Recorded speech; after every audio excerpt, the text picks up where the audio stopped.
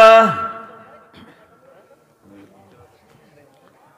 الحمد لله نحمده ونستعينه ونستغفره ونؤمن به ونتوكل عليه ونعوذ بالله من شرور أنفسنا ومن سيئات أعمالنا من يهده الله فلا مضل له ومن يضلله فلا هادي له ونشهد أن لا إله إلا الله وحده لا شريك له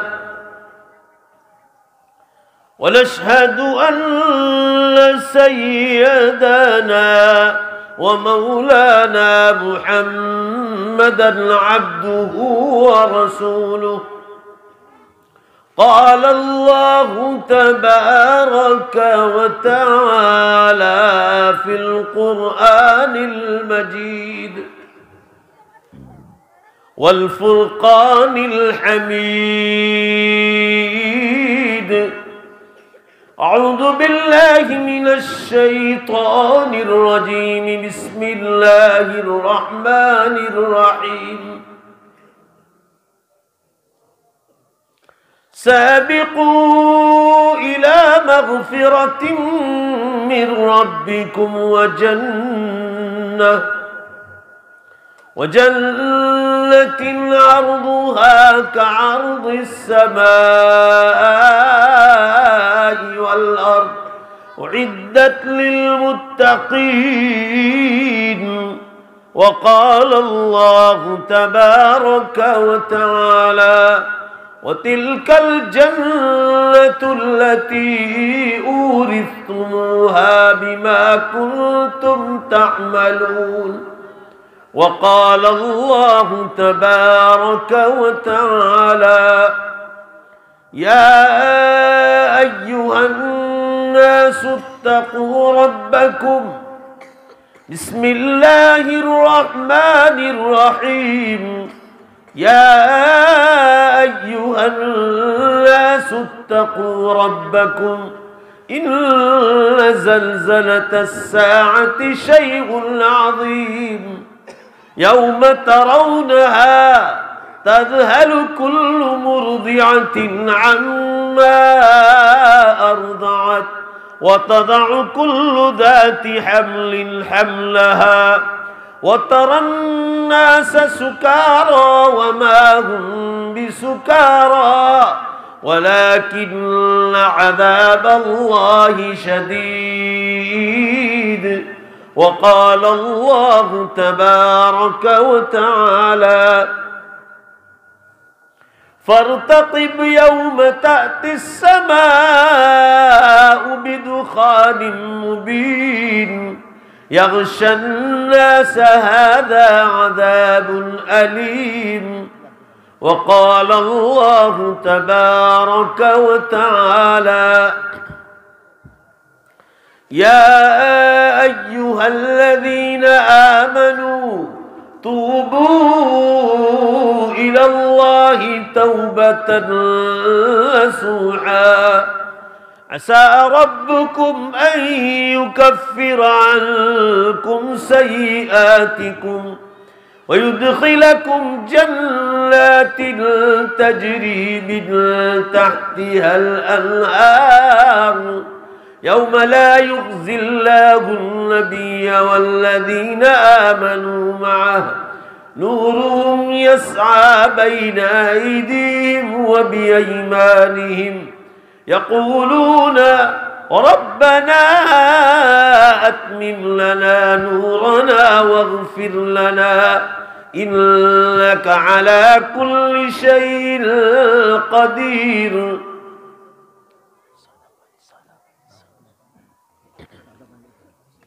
वक़ाल अन्नबी सल्लल्लाहु तआला अलैहि वसल्लम अश्शाबानु शहरी व रमज़ानु शहरुल्लाह।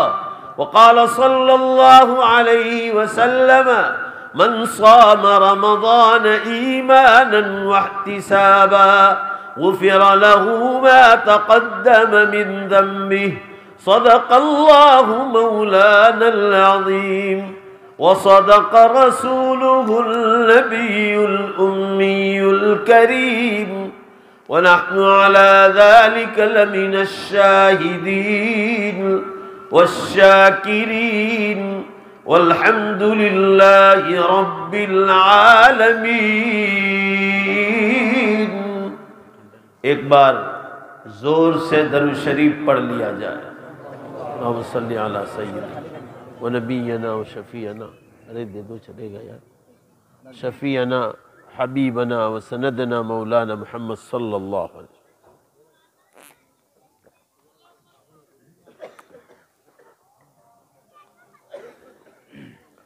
बुजुर्गान मोहतरम, अजीज नौजवानों,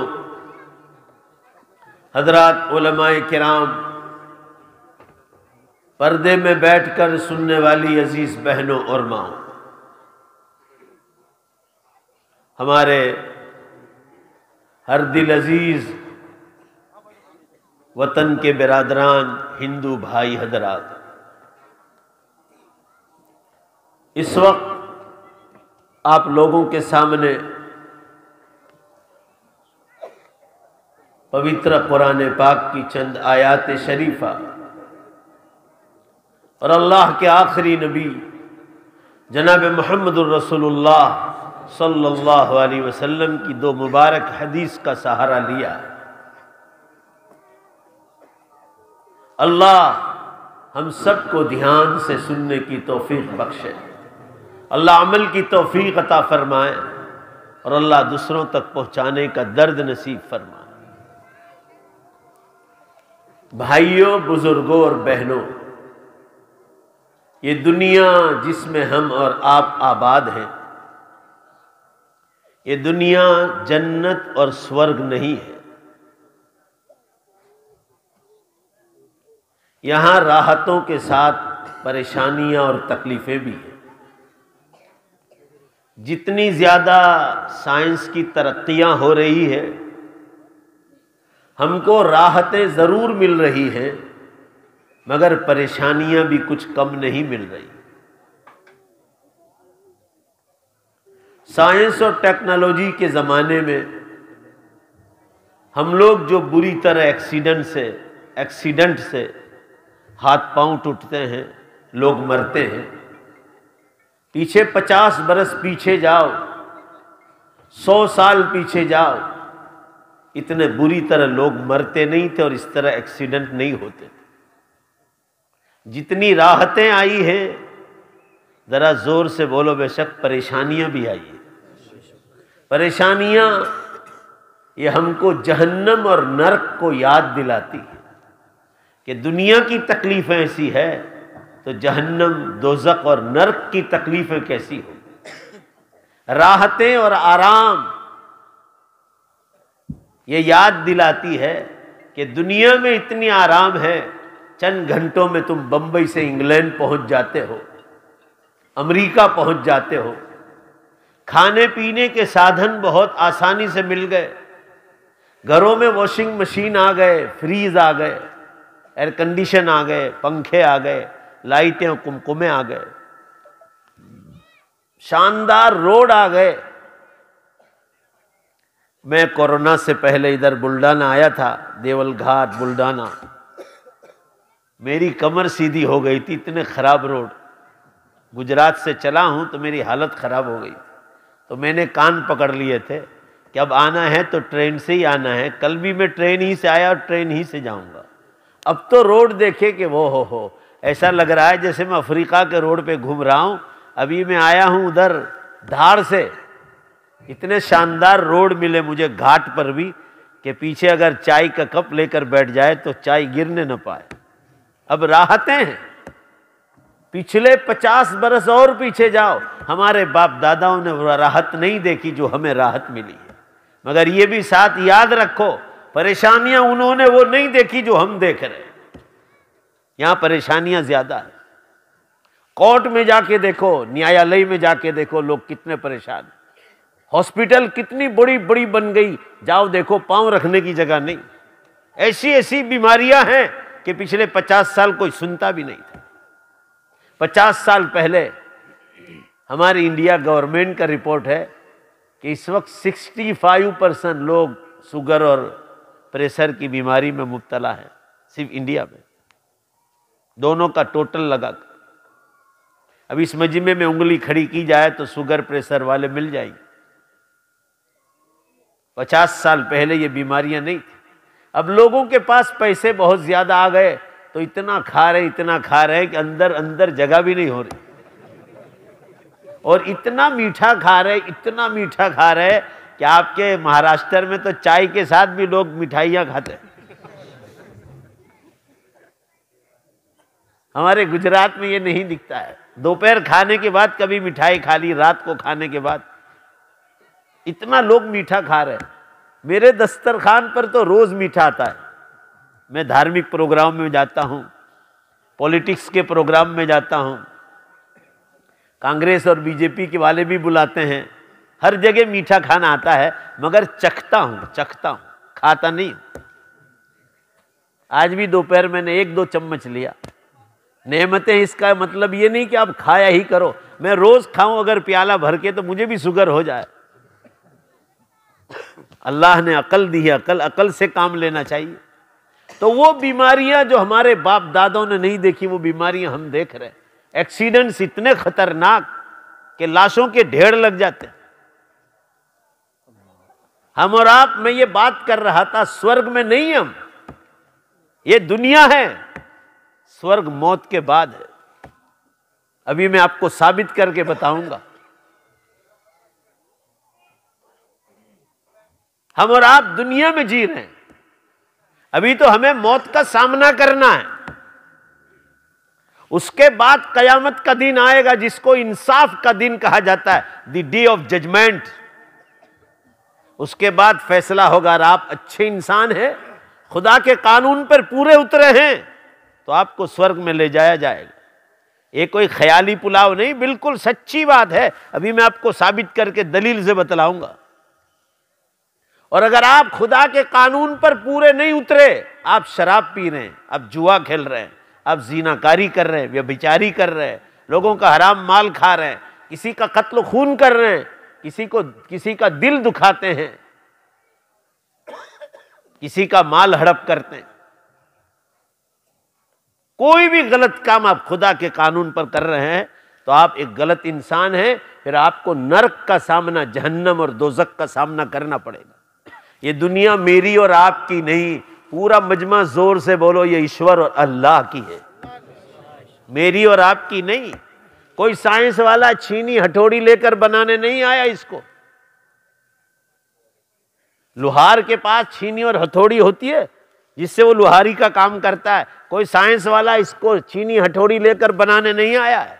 ये आसमान, सातों आसमान, ये सातों जमीन, ये खूबसूरत जमीन जो हमें सब्जियां देती है, फल फलादी देती। हम तो एक दाना डालते हैं गेहूं का, कुरान कह रहा, कुरान एक दाना डालते हैं। अल्लाह कुरान में फरमा रहे, एक दाने से मैं तुम्हारे सामने, एक कंठी और एक बालिन में से, उस एक दाने में से सैकड़ों दाने निकाल कर दिखाता हूं। अगर वही अल्लाह इंसान को दुनिया में जिंदा करे, फिर मौत दे दे, जैसे दाना जमीन में मलिया मेट हो जाता है, दाना किसान जब डालता है वो मौत के दहाने चला जाता है, मिट्टी में मल जाता है, मौत के दहाने चला जाता है। उसके बाद वो एक दाने में से, जोर से बेशक बोलो, सैकड़ों दाने निकाल कर दिखाता है।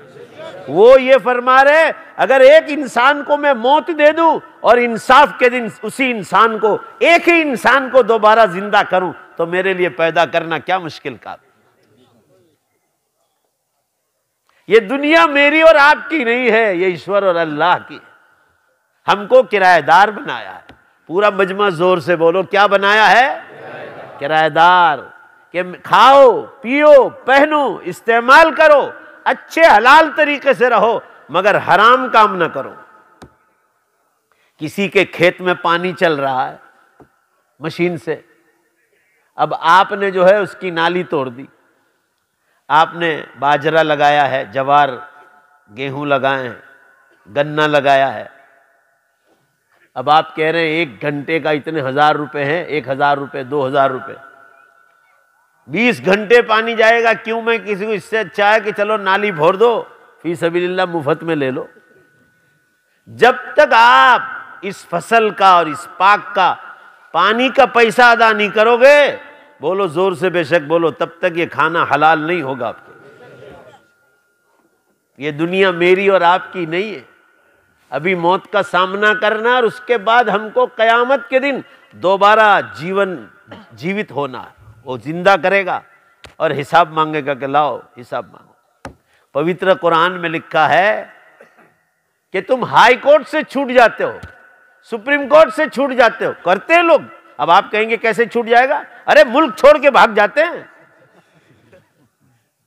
बाउंड्री पर बाउंड्री छोड़कर भाग जाते हैं। अभी एक फ्लाइट जा रहा था, तो फ्लाइट में, हवाई जहाज में लोग, उसकी जो पंख आती है, पंख, उसके अंदर लटक कर 3 आदमी पेरिस उतर गए और बाहर निकल गए, और अमले को पता भी नहीं कि किस तरह बाहर निकल कर चले गए।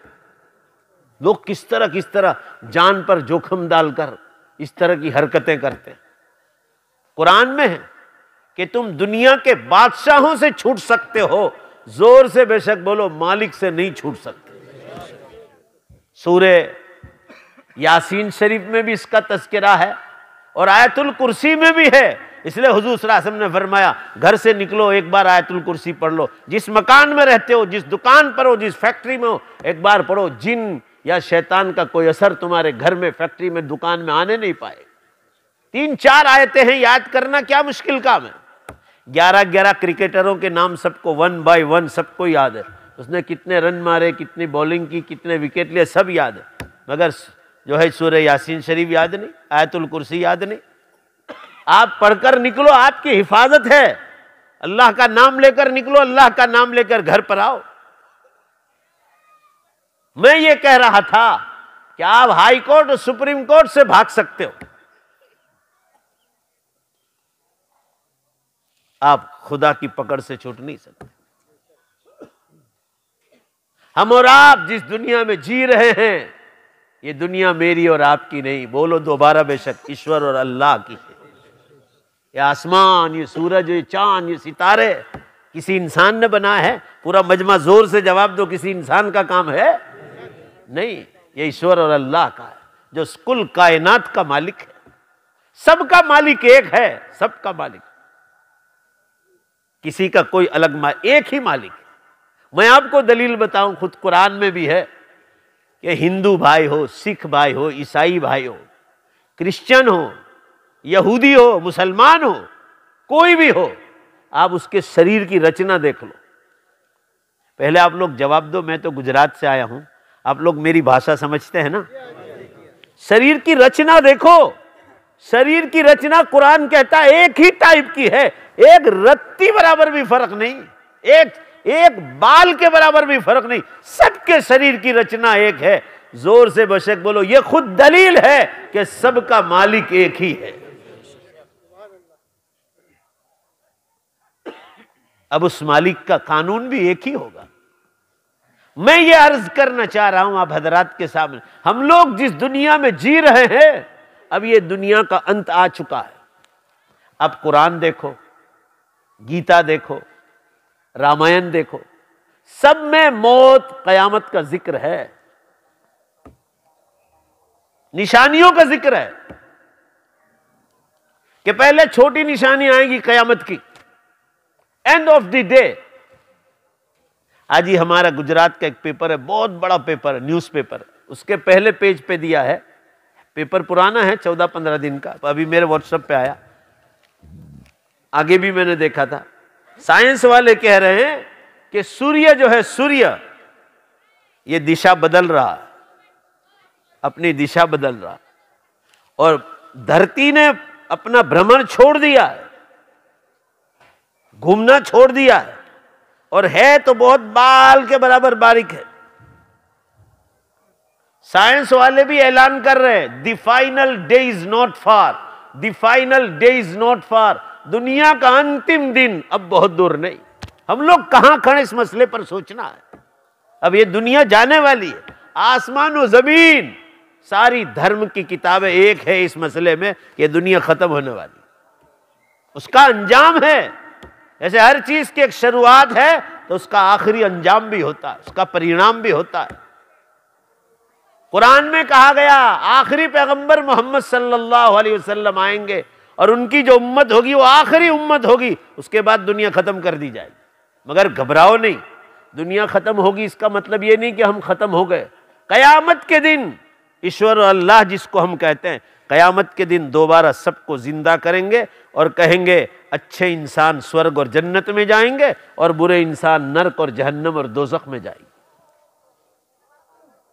दोबारा जिंदा किया जाएगा।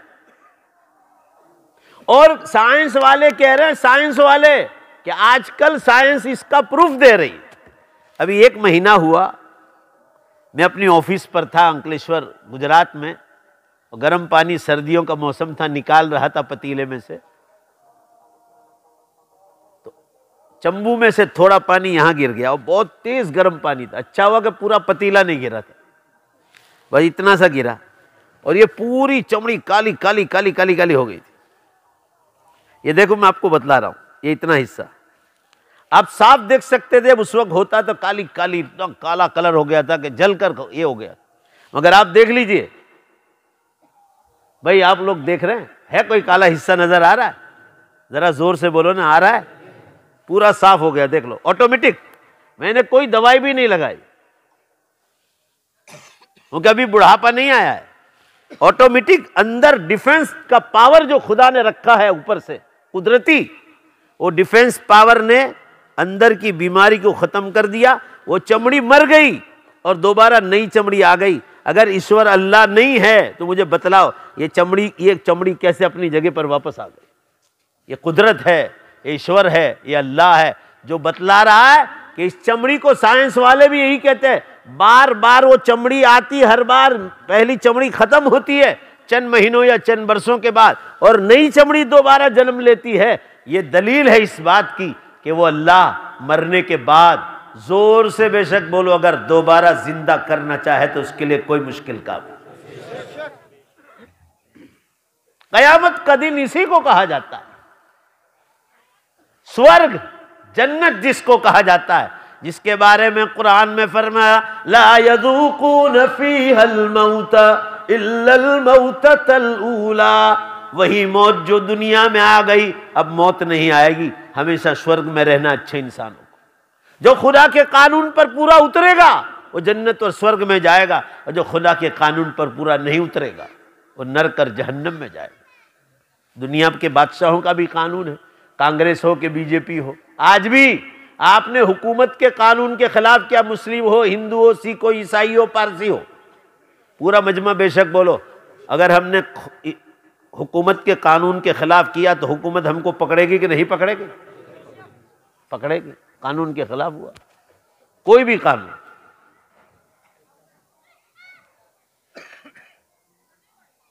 इसीलिए हर धर्म यह कहता है कि अपने देश के वफादार रहो,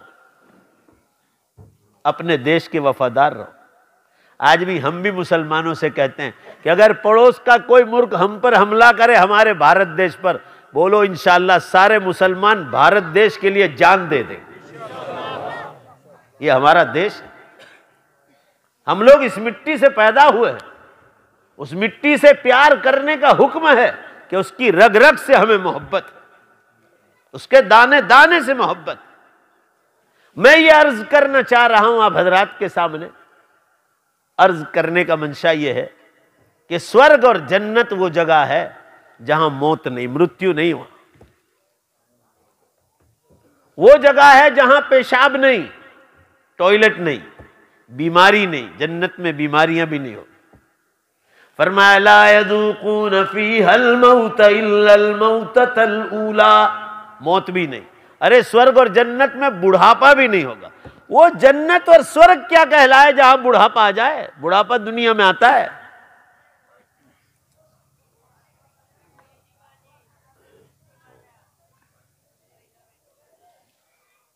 जन्नत में बुढ़ापा नहीं आएगा। वृद्धावस्था जन्नत में, स्वर्ग में नहीं होगा। वह हमेशा इंसान जवान रहेगा। जन्नत में पेशाब भी नहीं, टॉयलेट भी नहीं, बीमारी भी नहीं। कुरान पाक में अल्लाह ने फरमाया ला युसद्दऊन अन्हा वला युनज़िफून।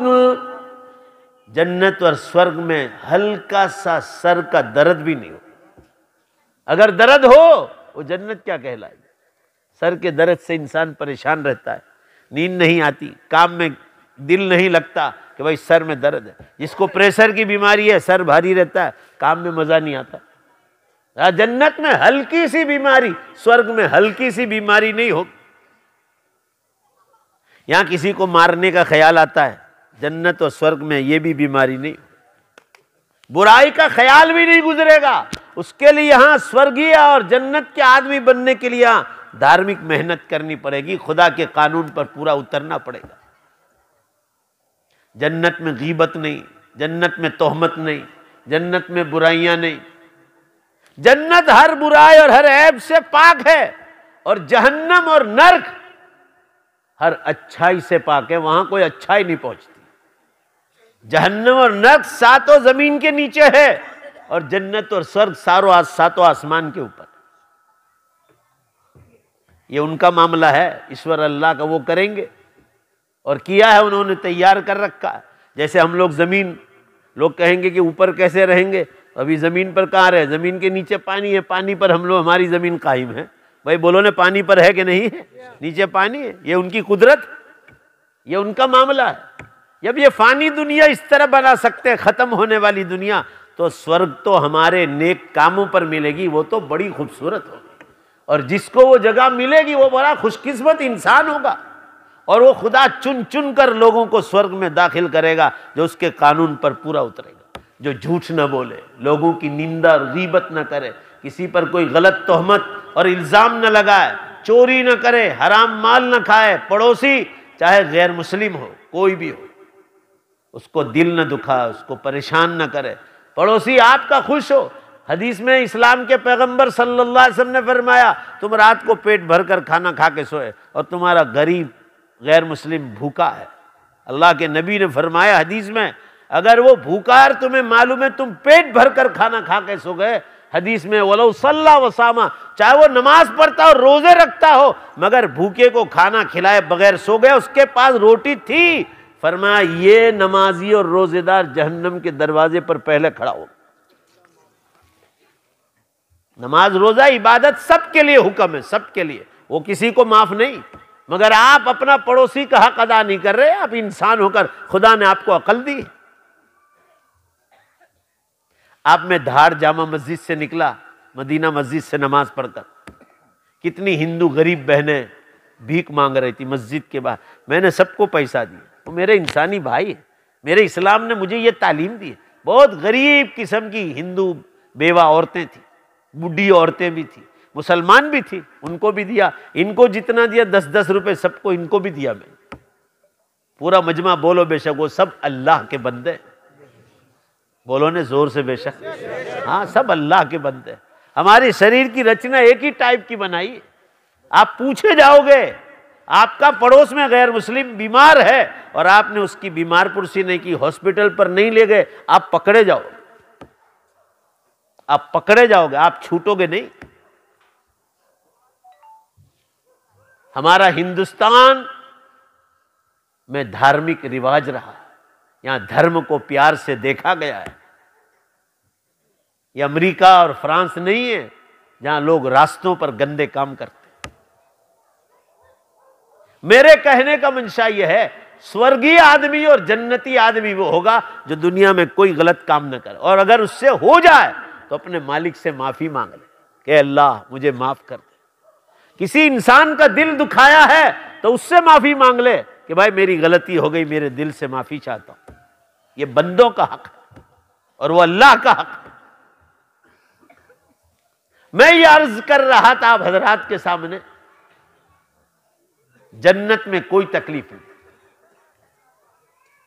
कोई तक स्वर्ग में कोई तकलीफ नहीं, नर्क में सब तकलीफ है। वहां आग है, आग, इसमें इंसानों को जलाया जाएगा, वो सबसे ज्यादा खतरनाक तकलीफ होगी। और सारे धर्म इस मामले में एक है कि जन्नत और जहन्नम है, स्वर्ग और नर्क है, जहां खुदा चुन चुन कर जो अपने उनके कानून पर पूरा उतरेगा उनको जन्नत में ले जाएगा।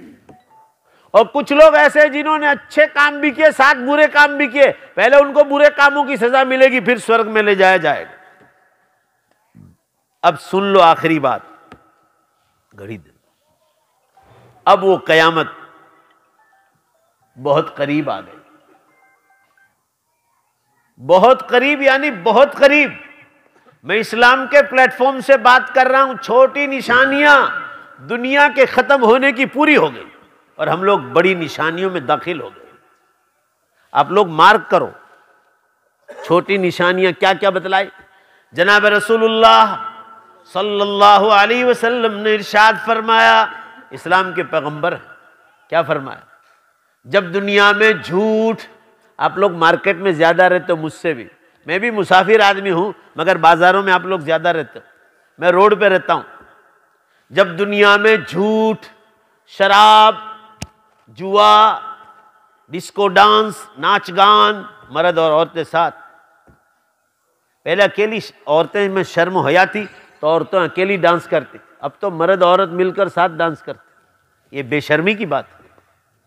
फिर जीनाकारी और व्यभिचारी फैलता है, झूठ, गीबत, झूठ, शराब, जुआ, नाच गान। ध्यान दीजिए आप, 1500 साल पहले का है, धोखाबाजी, लांच रिश्वत, जुल्म, जीनाकारी, गंदे काम और ब्याज के कारोबार आम हो जाए। इस्लाम में ब्याज हराम। इस्लाम यह कहता है कि दोनों में से एक का भी नुकसान हम बर्दाश्त नहीं करेंगे। बैंक से आप लोन लो, यह भी गुनाह का काम। आप अपनी दुकान पर बोर्ड लगाओ कि हम ब्याज पर, सूद पर पैसे देते हैं, इंटरेस्ट पर, यह भी गुनाह का काम। क्योंकि आपका अकेले का फायदा है, सामने में 1000 ले जाओ, 1500 दे जाओ। इस्लाम यह कहता है नफा में भी शरीक रहो, नुकसान में भी शरीक रहो, मगर ब्याज को हराम कर दिया गया। कुरान पाक में अल्लाह ने फरमाया, खुदा तुम्हें चैलेंज करता है लड़ाई का, फाज़नू बिहर्बिम मिनल्लाहि व रसूलिही। ये उलमाए किराम बैठे, इनको पूछो कुरान में किसी और जगह किसी और गुनाह पर इतना चैलेंज आया है? अल्लाह की तरफ से चैलेंज है लड़ाई का, जो ब्याज का कारोबार करता है। आज देखो ब्याज के कारोबार में लोग खत्म हो गए, आत्महत्याएं करते हैं। किसान हो कि बिजनेसमैन हो, लोग आत्महत्याएं करते हैं। हमारे बाप दादा ऐसा नहीं करते थे, वो मेहनत की कमाई कमाकर चाहे चटनी रोटी खाते थे, मगर उनको सब्र आ जाता था, उनको धीरज रहती थी। आज हम लोग हाई पैसा, हाई पैसा, लखपति बन गए, कल करोड़पति बन जाओ, फिर चाहे कहीं से भी हो जाओ।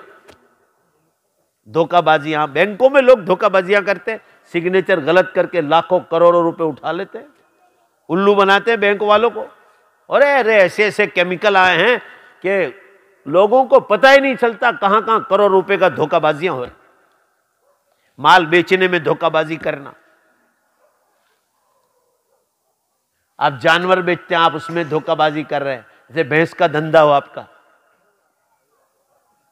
अब ग्राहक आया, हुजूर सल्लल्लाहु अलैहि वसल्लम ने, इस्लाम के पैगंबर ने निशानदेही करके फरमाया दूध देने वाले जानवरों के बारे में, आपने 2 टाइम दूध नहीं निकाला भैंस का। अब ग्राहक आने वाला है शाम को खेत पर से, अब उसके सामने आपने दूध निकाला, ओहो 20 लीटर। वो तो कह रहे माशाअल्लाह सुभान अल्लाह, बहुत प्यारी भैंस है। कहा कितना है? कहा 1 लाख रुपए का। लो गिन लो। कहा 20 लीटर दूध देती। वो बेचारा सुबह में उस निकालने के लिए बैठा तो 5 ही लीटर निकला या 10 लीटर निकला। भरोसे की भैंस ने पाड़ा दिया, इसको कहते हैं। अब ये धोखा हुआ, इसको हराम करार दिया गया, हराम है ये, इसको हराम करार दिया। ऐसे कोई भी चीज में धोखा आम हो गया। देखो आप, झूठ, शराब, जुआ, नाच गान, धोखाबाजी, लांच रिश्वत, दुनिया की बात कर रहा हूं, पूरी दुनिया में कोई ऑफिस खाली लांच रिश्वत का काम नहीं होता। लांच रिश्वत, जुल्म, किसी पर जुल्म करना, ब्याज के कारण आम हो जाए। आम, आम का माना गली गली नगर नगर आम हो जाए। उस तो फरमाया आसमानों से फबादहा सनावातु ज़लाज़िल, उसके बाद भूकंप के बरस कयामत तक शुरू हो जाए। भूकंप के बरस। आज जुमा की नमाज में मैंने मोबाइल खोलकर बताया था, अभी आपको भी बता रहा हूं। जुमा की नमाज में धार में मैंने मोबाइल खोलकर बताया 86 भूकंप है पूरी दुनिया में। आज के दोपहर को खोला, 138 तो दो ना मुझे।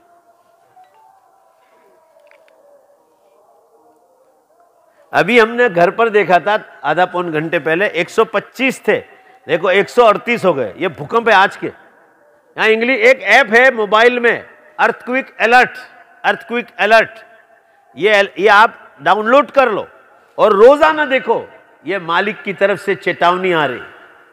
आपके इलाके में महाराष्ट्र में भी बहुत भूकंप आ रहे हैं, बहुत आ रहे हैं। मैं व्हाट्सएप पर देखता हूं, ये रोज देखता हूं। देखो आज 138 है, 12 बजे पूरा रिपोर्ट आएगा। 200 के करीब भूकंप हो रहे हैं पूरी दुनिया में रोज रोज। धीमे से मत बोलना धामल गांव वालों, बेशक जोर से बोलो। ये निशानियां जाहिर हो गई नहीं हो गई? भूकंप के बरस कयामत तक शुरू हो जाएगी। 138 बता रहे हैं अभी 9:30 हुए, अभी 2.5 घंटे बाकी है, 150 ऊपर जाएंगे। अभी हुआ 8-10 दिन हुए तुर्की में, सीरिया में, लेबनान में, इजराइल में, जॉर्डन में 35,000 लाशें तो ऑफिशियली बता रहे हैं, ऑफिशियली। यूं 50,000 की आशंका बतलाई जा रही। अभी नेपाल में हुआ 2 हफ्ते पहले, नेपाल में 7 आदमी मारे गए। हरियाणा, पंजाब, उत्तराखंड, दिल्ली, पूरी दिल्ली बाहर आ गई, पूरी दिल्ली। आप पेपर पढ़ो। मैं तो जहां फोन करता हूं मेरे दोस्तों को, उनको पूछता हूं कि इधर भूकंप हुआ, कहाँ हुआ, इधर झटके आए। अभी हमारे सूरत में हुआ, 2-3 दिन पहले ही हुआ, 4 दिन हुए। रात को 12 बजे बाद 2 झटके आए 3.4 के। जो जाग रहे थे वो भागम भाग कर रहे थे। और ये तो 7.8 का हुआ तुर्की में, सीरिया में, ये यूरोप का इलाका है। 35,000 लाशें निकली। और आज 12 दिन के बाद कितने बच्चे और बुढ़ी औरतों को भी जिंदा निकाला जा रहा है। ये खुदा की कुदरत है, जिसको मारना चाहे उसको कोई जीवन नहीं दे सकता। और बोलो बेशक बोलो, जिसको जीवन देना चाहे उसे कोई मार नहीं सकता। ये खुदा की कुदरत है। 12 दिन के बाद मलबे के नीचे से जिंदा निकले, पानी का एक घूंट नहीं पिया, मगर उसको जिंदा रखना चाह रहा।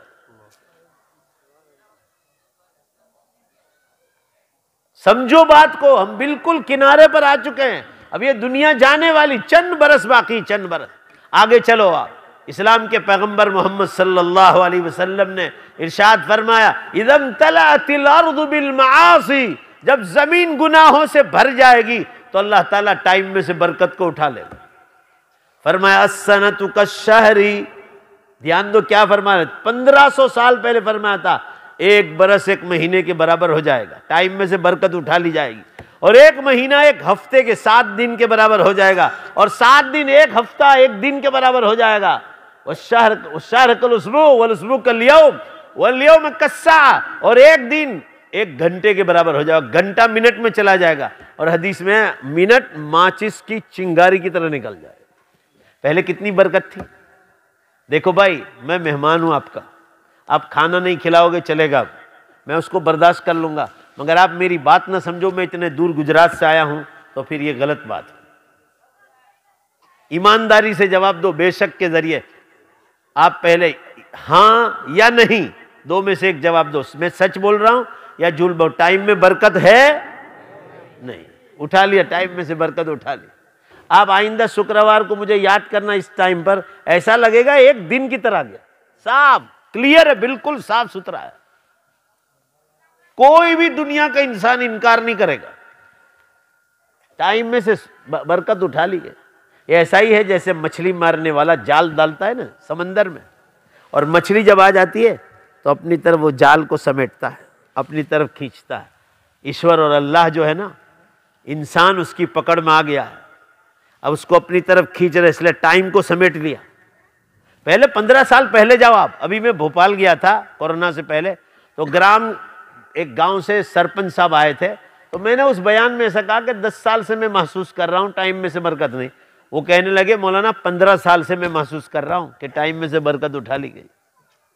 यानी लोग महसूस कर रहे पहले टाइम में कितनी बरकत थी।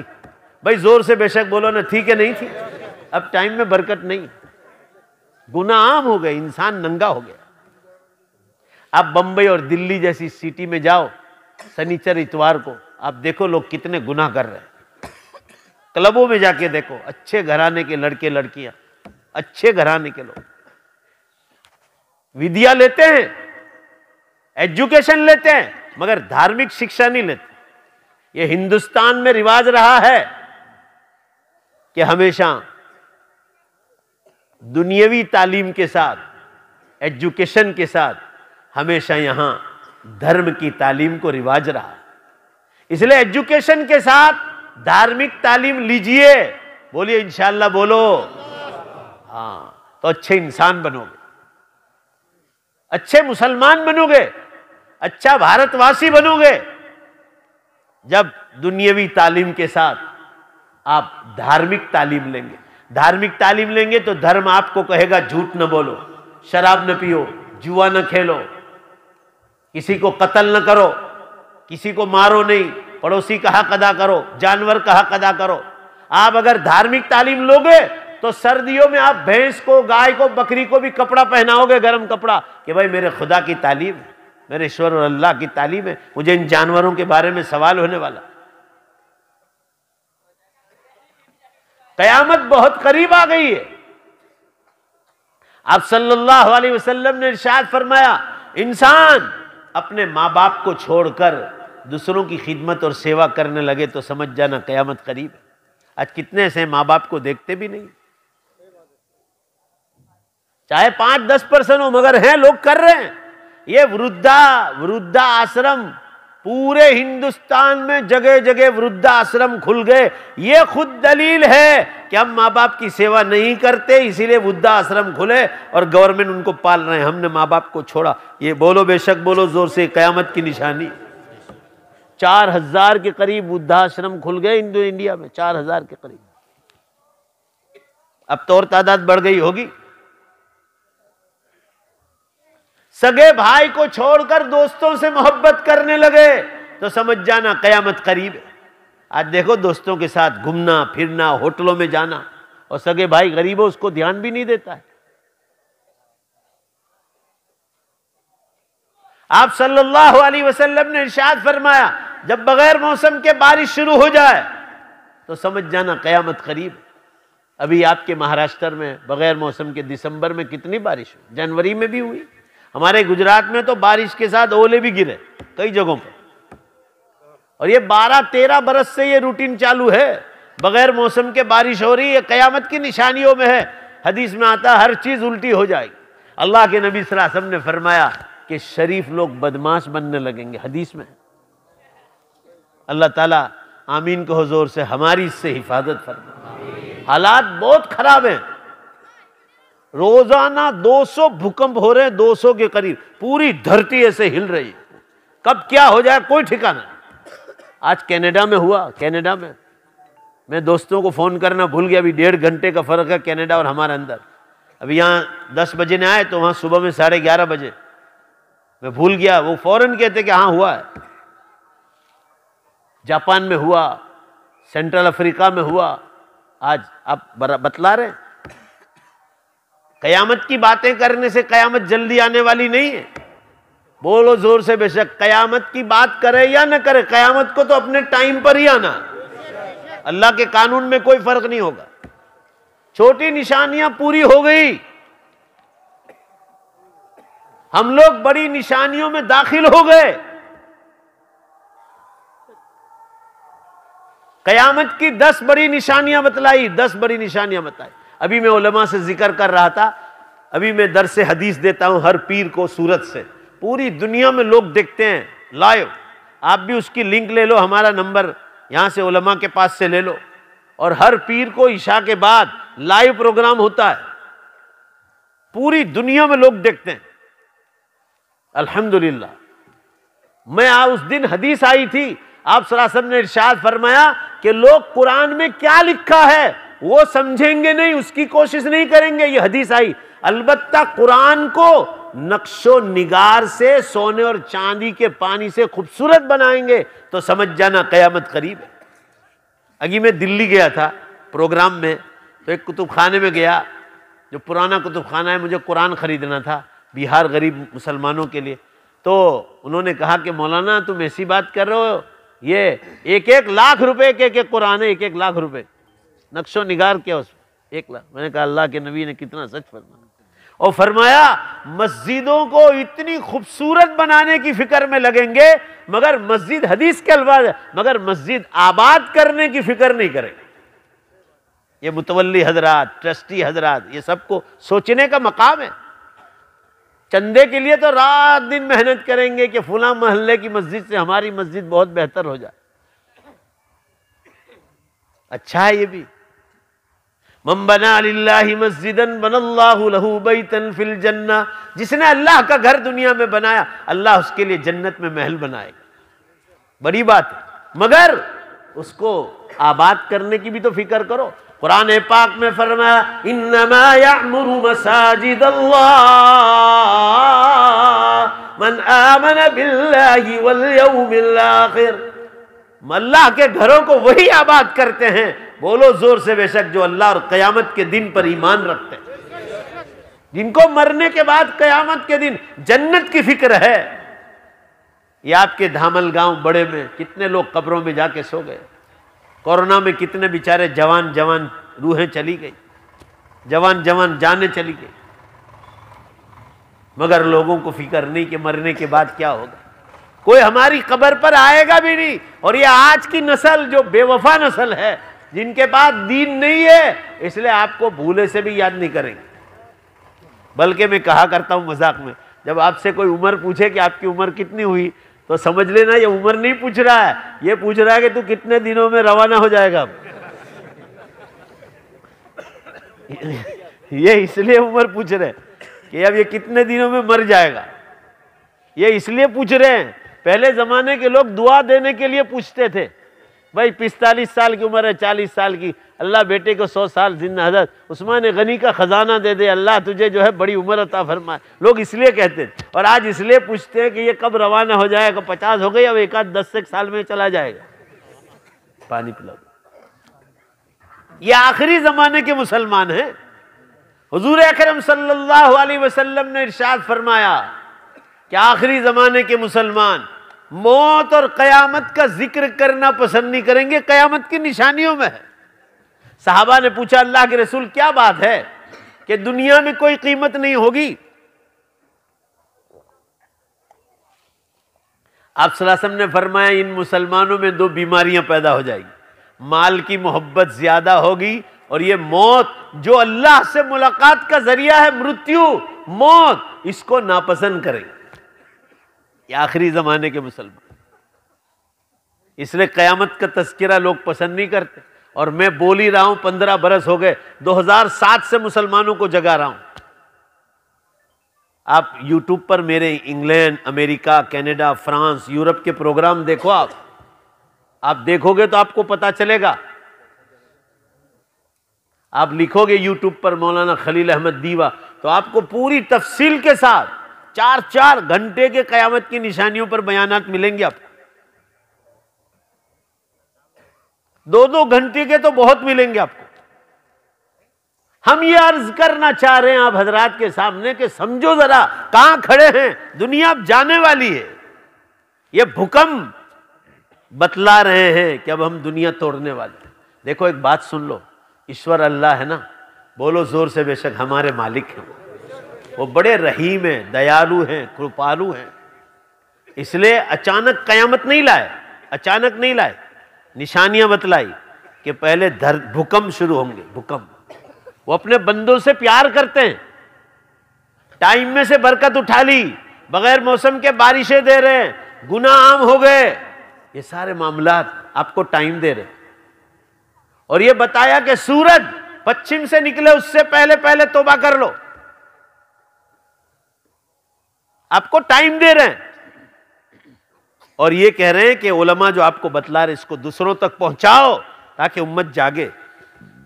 उलमाए किराम को भी कहता हूं अपने बयानों में कयामत की निशानियों का जिक्र करो, बड़ी निशानियां शुरू हो गई। उलमाए किराम की किताबें मार्केट में 20 किताबें छपकर आ गई दज्जाल के बारे में, अरबी में भी और उर्दू में भी 20 किताबें के दज्जाल के निकलने की तैयारी है। बाज उलमा तो निशानदेही कर रहे हैं कि 24 और 25 का साल बहुत खतरा है दज्जाल के निकलने का। यहूदी लोग जो इंतजार कर रहे हैं आखिरी आने वाले का ये वही जमाना चल रहा। अंदाजा बतला रहे उलमा, तारीख नहीं बतला रहे, अंदाजा। क्योंकि तारीख, समय, पूरा मजमा बोलो ये तो किसको खबर है? अल्लाह को खबर। कौन सी घड़ी है? हुजूर अकरम सल्लल्लाहु अलैहि वसल्लम को भी कौन सा बरस, कौन सा महीना, तारीख कौन सी, समय कौन सा, वो नहीं बतलाया। ये अल्लाह ताला का प्राइवेट मामला है, ये ईश्वर अल्लाह का मामला है। कयामत आ गई, इंसान नमाज में अपने मालिक के सामने झुक जाए, टाइम नहीं रहा है। उलमाए किराम भी बयानों में जिक्र करे, जो जमातें अल्लाह के रास्तों में जाती है, लोग रोज बयानों में जिक्र करो कि कयामत करीब आ गई, बड़ी निशानियां शुरू हो गई, बयानों में इसका जिक्र करो तो उम्मत जागेगी। खानका वाले जिक्र करें अपनी मजलिसों में, किताबें छापने वाले कयामत की निशानियों का जिक्र करें। मेरा दीन दुनिया पेपर छपता है गुजराती में, अल्हम्दुलिल्लाह कयामत की निशानियां पढ़ पढ़ कर 52 आदमी बाकायदा ईमान में दाखिल हो गए। अल्लाह गवाह है। समझो बात को, लोग इंतजार कर रहे हैं कि आप खुदा का दीन अल्लाह के बंदों तक पहुंचा दो। आखिरी जमाना, गुनाह आम हो गए। मेरे अर्ज करने का मंशा यह है कि जो टाइम मिला है उसकी कदर करना। छोटी निशानियां पूरी हो गई और बड़ी निशानियों में हम दाखिल हो गए। उलमा फरमा रहे हैं अल्लाह ताला ने बड़ी निशानियां पहली कौन सी आएगी, दूसरी कौन सी, तीसरी कौन सी, उसकी तरतीब नहीं बताई, कुरान में भी नहीं और हदीस में भी। बुखारी में अलग टाइप से आई है, मुस्लिम में अलग टाइप से आई है, तिरमिजी में, इब्ने माजा में अलग टाइप से आई, अबू दाऊद में अलग टाइप से आई, सब आगे पीछे। ये खुद दलील है इस बात की कि अल्लाह ताला ने, बोलो जोर से बेशक, तरतीब भी नहीं बतलाई। कौन सी आएगी आप देखोगे तब पता चलेगा। जैसे धुआं, 10 निशानियों में बड़ी निशानी धुआं है कि धुआं निकलेगा। 25वें पारे में है सूरह दुखान आयत नंबर 10 में, 25वां पारा। वो हदीसों में बाज मर्तबा 5वें 6ठे नंबर पर है, किसी हदीस में 7वें नंबर पर है, मगर आया पहले आया। सबसे पहली निशानी दुनिया में ये जाहिर हुई। कुरान पाक में फरमाया फरतकिब यौम तअतिस समाउ बिदुखानिम मुबीन, इंतजार करो जब जमीन से धुआं निकलेगा और आसमानों पर फैल जाएगा और लोगों को अपनी पकड़ में ले लेगा। ये कुरान का तर्जुमा कर रहा हूं। जब जमीन से धुआं निकलेगा और आसमानों पर फैल जाएगा और लोगों को अपनी पकड़ में लेगा। हादा अज़ाबुल अलीम, ये भी एक दर्दनाक सजा होगी इंसानों के लिए। यह धुआं 2010 में यूरोप में निकल गया। हुजूर सल्लल्लाहु अलैहि वसल्लम के जमाने में एक दिन के लिए मदीने मुनव्वरा में धुआं निकला था। तफसीरों में उलमा ने लिखा है ये 25वें पारे में जिसका जिक्र बड़ी निशानियों में है वो धुआं नहीं था। अभी जो निकला 2010 में, यूरोप में एक मुल्क है, एक देश है, उसका नाम है आइसलैंड। 2010 में यह धुआं निकला। 14 अप्रैल से 24 अप्रैल तक पूरा मजमा, जोर से बोलो, कितने दिन तक निकला? लगातार। और ऐसा धुआं कि पूरा यूरोप, 50 मुल्क है उसमें, पूरे यूरोप को धुआं धुआं धुआं धुएं से गिर। पार्लियामेंट तक नहीं खुली 10 दिन, कोई बस और ट्रक नहीं चली है 10 दिन, कोई जगह नहीं, टोटली बंद। आइसलैंड में हमारे वलसाड़ शहर है गुजरात में, वापी के बाद, वहाँ के एक आदमी वहाँ आइसलैंड में रहते थे, वो मुझे मिले वलसाड़ में, कह रहे हैं कि मौलाना हम वेंटिलेशन खोलते थे तो इतना तेजी से धुआं आता था कि घर में धुआं 1 मिनट में हो जाता था, हमें यही पता नहीं है। और कहा हमने क्या खाना खाया ये बताऊं?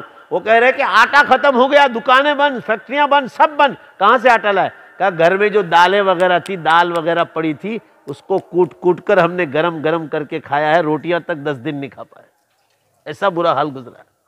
बनी था तो आदमी कहां जाएगा, कुछ नजर ही ना आए। और मुझे एहसास हुआ एक दिन गुजरात में, मैं अंकलेश्वर से चला, मैं दारुल तर्केसर आ रहा था और सर्दियों का मौसम था। मैं जुमे की रात ही को मदरसे पर पहुंच जाता हूं, मगर उस दिन कुछ काम था या बयान था, तो शनिचर को सुबह निकला फजर पढ़ के। फैमिली में ड्राइविंग कर रहा था, फैमिली साथ थी। अंकलेश्वर से सूरत आते आते ये खेतों में से धुआं, आप लोग कोहरा कहते हैं, क्या कहते हैं, कोहरा कहते हैं। ओहो, ऐसा कोहरा आया कि आगे की गाड़ी का पता ही नहीं चल रहा, लाइट मारूं तो भी पता, इतना कोहरा। अल्लाह गवाह है, मैं हजारों मर्तबा कलमा शरीफ पढ़ लिया होगा 1 घंटे में। जो मेरा 20 मिनट का रास्ता था, 1.25 घंटे में तय हुआ। 20 मिनट का सिर्फ 1.25 घंटा लगा। आप सोच लो कैसा धुआं निकला होगा, ये कोहरा जिसको कहते हैं सर्दियों का। और ये तो कयामत की निशानियों का धुआं था, क्या नजर आएगा इंसान।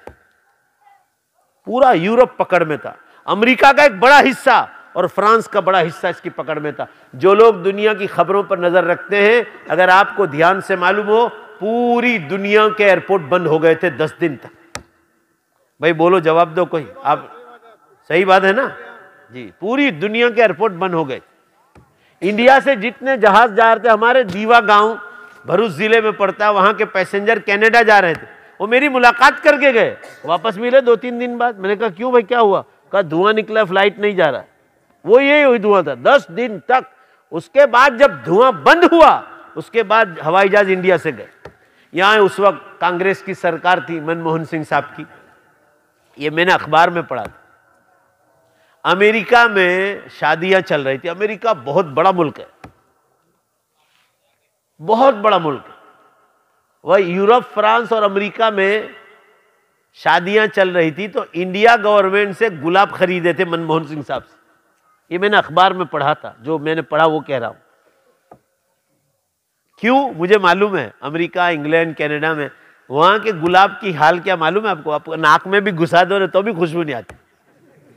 इंडिया के गुलाब तो आप यहां से गुजरो तो महक मारता है बाहर से ही। और रात रानी की तो बात ही मत पूछो ना, घर की रानियों की तो बिल्कुल बात मत पूछो। अब तो घर की रानियां है ना, स्प्रे मारती, स्प्रे दुकानों पे जाके इतर खरीदती है, परफ्यूम, और मुसलमान घराने की लड़की परफ्यूम। इंडिया के गुलाब तो बहुत खूबसूरत होते हैं, ये तो सोने की चिड़िया है इंडिया, मगर लोगों को कदर नहीं। यहां जो फ्रेश और ताजा खाना आपको मिलता है महाराष्ट्र का, आप लोगों की सब्जियां मैं भी खाता हूं, गुजरात भी आती है, आपके फल फ्रूट भी आते हैं, गुजरात की सब्जी, गुजरात का आम, गुजरात का चीकू, ये आप लोग खाते हैं। ये अल्लाह का निजाम है। दुनिया में आपको खाना मिलेगा मगर सब फ्रोजन मिलेगा, बर्फ का। इंग्लैंड जैसा इतना मालदार मुल्क है, दुनिया को लूट लूट के मालदार बना है। यहां से भी तो उठा के ले गए थे ना, बहुत लूट गए थे।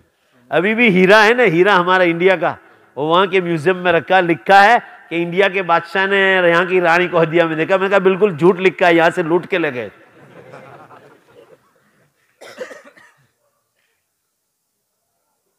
वहां सिर्फ आलू होते हैं, आलू, कैबिज और रासबरी, बस, इसके सिवा कुछ नहीं। स्ट्रॉबेरी, रासबरी नहीं, स्ट्रॉबेरी, बाकी कुछ नहीं होता। वहां बर्फबारी होती है, वहां क्या होगा?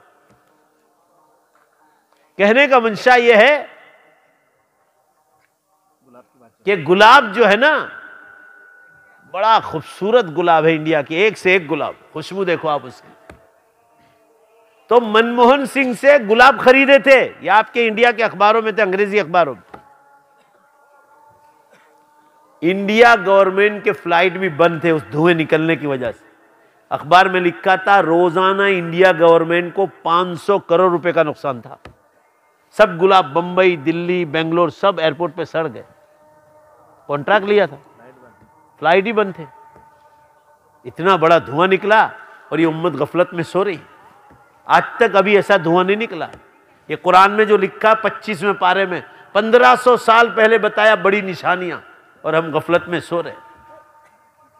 3 बड़े जलजले हो गए, वल खस्फ फिल मशरिक वल खस्फ फिल मगरिब वल खस्फ फी जजीरतिल अरब। एक पूरब में जलजला होगा, भूकंप। ये 2011 में जापान में हो गया। भाई बोलो ना जोर से, जापान में हुआ था नहीं हुआ था? तुर्की में हुआ, ऐसा ही हुआ था। वह 1.5 लाख आदमी मरे थे, 1.5 लाख जापान के इसमें। और वहां के बादशाह ने पूरा रिपोर्ट निकालने के बाद कहा कि 20,000 हमारे आदमी गायब है, अखबार में लिखा था। अब अल्लाह ताला फरिश्ते भेजकर हमारे घरों पे लिखवाएंगे नहीं कि ये पहली निशानी हो गई, दूसरी निशानी हो गई, ये उलमा के पास बैठकर मालूम करना पड़ेगा। अखबारात बतलाएंगे तो उसके चिन्ह और निशानात मालूम पड़ेंगे, अलामात। बादशाह जापान का कह रहा है कि 1.5 लाख आदमी मरे और 20,000 आदमी का नामो निशानी नहीं। हदीस में फरमाया वल खस्फ फिल मशरिक, खस्फ होगा। खस्फ किसको कहते हैं? जमीन फटेगी और लोग अंदर चले जाएंगे, डायरेक्ट अंदर।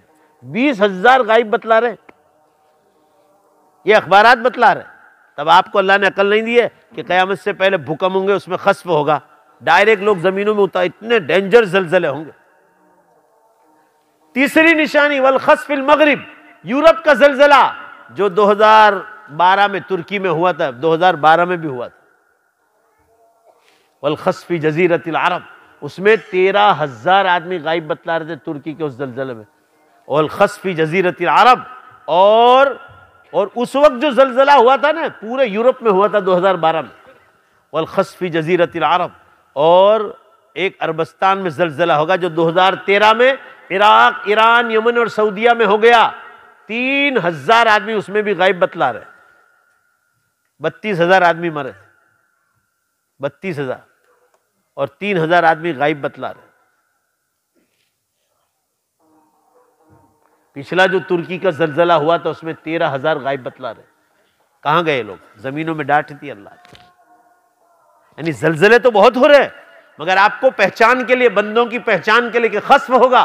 खस्फ कहता है जमीन फटेगी और लोग अंदर चले जाएंगे। आप देख लो कितना बुरा हाल हो रहा है, और रोज भूकंप चालू। देख लो वापस, अभी आपको बताए थे 2-4 बढ़ गए होंगे।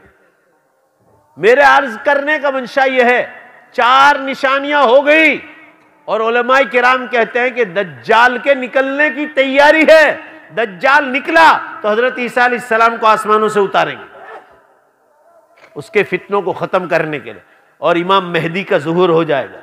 हजरत ईसा अलैहिस्सलाम और इमाम मेहदी मिलकर काना दज्जाल को इजराइल में जाकर खत्म करेंगे, और ये यहूदी उन्हीं का इंतजार कर रहे हैं। और उसके बाद सूरज पश्चिम से निकलेगा। देखो 4 बढ़ गए, 140 हो गए।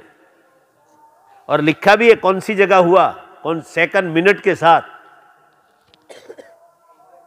मेरे अर्ज करने का मंशा यह है कि अब दज्जाल के निकलने की बिल्कुल तैयारी। पाकिस्तान में मुफ्ती अबू लुबाबा साहब है, बड़े अच्छे आलिम। उनको यही कहना है कि 24 और 25 का साल अंदाजा यही है कि इन्हीं का खतरा है। शेख यूसुफ अल वाबिल सऊदी अरब जामिया रियाज के मुहद्दिस हैं, बुखारी का दर्स देते हैं। वो फरमा रहे 24, 25 और 26 का साल बड़ा खतरनाक है दज्जाल के निकलने की अलामत का। वो निकला तो हजरत ईसा अलैहिस्सलाम भी आ जाएंगे, इमाम मेहदी का ज़ुहूर भी हो जाएगा, और फिर सूरज पश्चिम से निकले। साइंस वाले कह रहे हैं the probability of sun rising from west, कि सूरज का पश्चिम से दिशा से निकलने का चांस पूरा पूरा हो चुका है। साइंस वाले ऐलान कर रहे हैं। साइंस वाले कह रहे हैं this is the last and final call to all mankind from God, खुदा की तरफ से आखिरी कॉल आ चुका है। ये साइंस वाले कह रहे हैं, जगा रहे। ये लोग कह रहे हैं धरती पूरी हिल रही। भाई पूरा मजमा जरा जोर से बोलो, जोर से बोलो, अल्लाह ताला खुश हो जाएंगे। हिलाने वाला कौन है? अल्लाह। माशाअल्लाह, अल्लाह हिला रहा है, आपको जगा रहे हैं कि हम इस दुनिया को खत्म करने वाले। अल्लाह के बंदो, कयामत बहुत करीब है। मेरे अर्ज करने का मंशा यह है कि हालात नाजुक से नाजुक तर होते जा रहे हैं, और हमारी गफलत, नमाजों का ठिकाना नहीं। जुमे की नमाजों में देर से आते हैं, कब्रिस्तान नहीं जाते, घरों में पर्दे का माहौल नहीं ला रहे। कितनी जगह जिन घरों में बाप दादा के घर में पर्दे थे, आज की नई नस्ल बहू ला रहे हैं तो बेपर्दा ला रहे हैं। पर्दा निकल रहा है, शर्म हया निकल रही, शर्म हया का जो घूंघट और चादर थी वो हट रही, इसलिए ज़िनाकारियां फैल रही। अल्लाह के बंदो जागो, नमाजों की पाबंद बनो, रमजानुल मुबारक के रोजों के पाबंद, तरावी के पाबंद, ज़कात सदकात और खैरात निकालने के पाबंद, हज जिंदगी में एक बार करना है उसके पाबंद बन जाओ कि भाई एक बार करना है तो करना है। जब अल्लाह पैसा दे दे उसमें देर नहीं करना है, जल्दी से उस हज की अदायगी कर ले। न मालूम वक्त मिला न मिला, मौत आ गई, इंसान अफसोस करेगा। रसूलुल्लाह सल्लल्लाहु अलैहि वसल्लम ने फरमाया, जिसने जानबूझकर देर की और हज नहीं कर सका, मात यहूदियन इंशा और नसरानियन, चाहे यहूदी होकर मरे या नसरानी होकर, अल्लाह को कोई परवाह नहीं। यानी इशारा है कि कैसी मौत होगी, सोच ले वो आदमी। अल्लाह का घर देख लो, हदीस में आता है कि काला हबशी काबतुल्लाह को खत्म कर देगा, उसके बाद दुनिया की फनाइयत का वक्त करीब आ जाएगा। हम उम्मत को जगा रहे हैं, हम तारीख नहीं बतला रहे कि फुला तारीख को कयामत आ रही है, तो अल्लाह का काम है। हम उम्मत को कह रहे हैं कि अब आखिरत की तरफ ज्यादा ध्यान दो। हाई पैसा नहीं, रोजी कमाओ, हलाल कमाओ, मगर खेत पर भी अल्लाह को याद करो, दुकान पर भी, फैक्ट्री पर भी। अब ये तस्बीह आ गई है, इलेक्ट्रॉनिक तस्बीह, आपने हर वक्त इसको साथ रहनी चाहिए। या असर की नमाज पढ़ के मैंने रखी थी, देख लो आप, वुजू के वक्त निकाली वापस अपनी जगह पर, ये हमेशा साथ रहनी चाहिए। हदीस में इसका नाम तस्बीह नहीं है, इसका नाम मुसब्बिहा है। मुसब्बिहा कहते हैं तस्बीह को याद दिलाने वाले। ये होगी तो आप अल्लाह को याद करेंगे। सुबहान अल्लाह, अल्हम्दुलिल्लाह, अल्लाहु अकबर, ला इलाहा इल्लल्लाह, ला हौला वला कुव्वता इल्ला बिल्लाहिल अलिय्यिल अज़ीम, सुबहान अल्लाह व बिहम्दिही, सुबहान अल्लाहिल अज़ीम, अस्तग़फिरुल्लाह रब्बी मिन कुल्लि ज़ंबिन व अतूबु इलैहि, अस्तग़फिरुल्लाह अल्लज़ी ला इलाहा इल्ला हुवल हय्युल क़य्यूम व अतूबु इलैहि। इसको पढ़ते रहिए आप। अल्लाह की याद में मजा है, दिल का सुकून अल्लाह की याद से मिलता है। रमजान इतना पावरफुल गुजारो, पावरफुल कि हर चीज को नंबर 2 पर कर दो। मिशकात शरीफ में हदीस है, अपने नौकरों पर काम का बोझ कम कर दो, अल्लाह तुम्हें जहन्नम की आग से बचाएगा। रमजान की बात है, तो खुद अपना काम बोझ करोगे तो अल्लाह आपको और जहन्नम से नहीं बचाएगा। यानी हदीस में यह इरशाद है कि नौकरों का काम तो कम करो, खुद का काम भी कम करो। रमजान में 11 महीने कम कमाया है कि रात दिन खेतियां, दुकान और ये करो। अल्लाह कुछ तिलावत में ज्यादा लगाओ, जिक्र अज़कार में लगाओ, कुछ आराम कर लो। इशराक, अव्वाबीन, चाश, तहज्जुद, रमजान में एक भी छूटनी नहीं चाहिए। और 2 नमाजों की खास ताकीद करता हूं, फर्ज नमाजों की तो ऐसी पाबंदी करना है, बोलो इंशाअल्लाह के मुअज्जिन से पहले मस्जिद में पहुंच जाए रमजान में। और फिर रमजान के बाद पावर देखना उसका। रमजान में पाबंदी हुई पहली सब और तकबीर उला की, तो साल भर अल्लाह तुम्हें इसकी बरकतों से जो है महरूम नहीं करेगा, उसकी नूरानियत मिलेगी। और मेरा खुद का तजर्बा है, इसका तजर्बा है, इसलिए आपको कह रहा हूं कि एक बार करके देखो आप। कभी रमजान के बाद भी आपकी कभी नमाज भी कज़ा नहीं होगी। रमजान की बैटरी पावरफुल चार्ज हो गई तो रमजान के बाद वो काम करेगी, नहीं तो बाद में धक्के मारनी पड़ेगी। धक्के मारो गाड़ियां देखी कि नहीं इंडिया में, फिर वो गाड़ी में कोई मजा नहीं होती। पावरफुल बैटरी करो रमजान में, नमाज, रोजा, तिलावत, जिक्रुल्लाह, दुरूद शरीफ, इस्तग़फ़ार, ज़कात, सदकात, खैरात। मदरसों को मजबूत करो, दिल खोलो मदरसों के लिए। मदरसों से उलमा हमको मिलते हैं, मकतब को मिलते हैं, मस्जिद को इमाम मिलते हैं। तबलीगी जमात में जितने अकाबिरीन मरकज निजामुद्दीन में या शूरा वालों में, ये सब अकाबिरीन, जोर से बोलो, बेशक जोर से बोलो, ये सब मदरसों से फारिग हुए। मदरसों ने इनको दिया। ये इस्लाम का पावर हाउस है, खानकाहों का निजाम ये जो चला, ये अकाबिरीन ये मदरसों से फारिग हुए। जितने उलमा किराम मखलूक खुदा की खिदमत में लगे वो भी मदरसों से फारिग हुए। ये सब मदरसों की, उसको मजबूत करो मदरसों को। कोई भी चंदा है, तस्दीक है उनके पास, तो दिल खोल कर दो भाई मदरसे की ज़रूरियात क्या है। ऐसा नहीं कि 100 रुपये दे के तनख्वाह दो।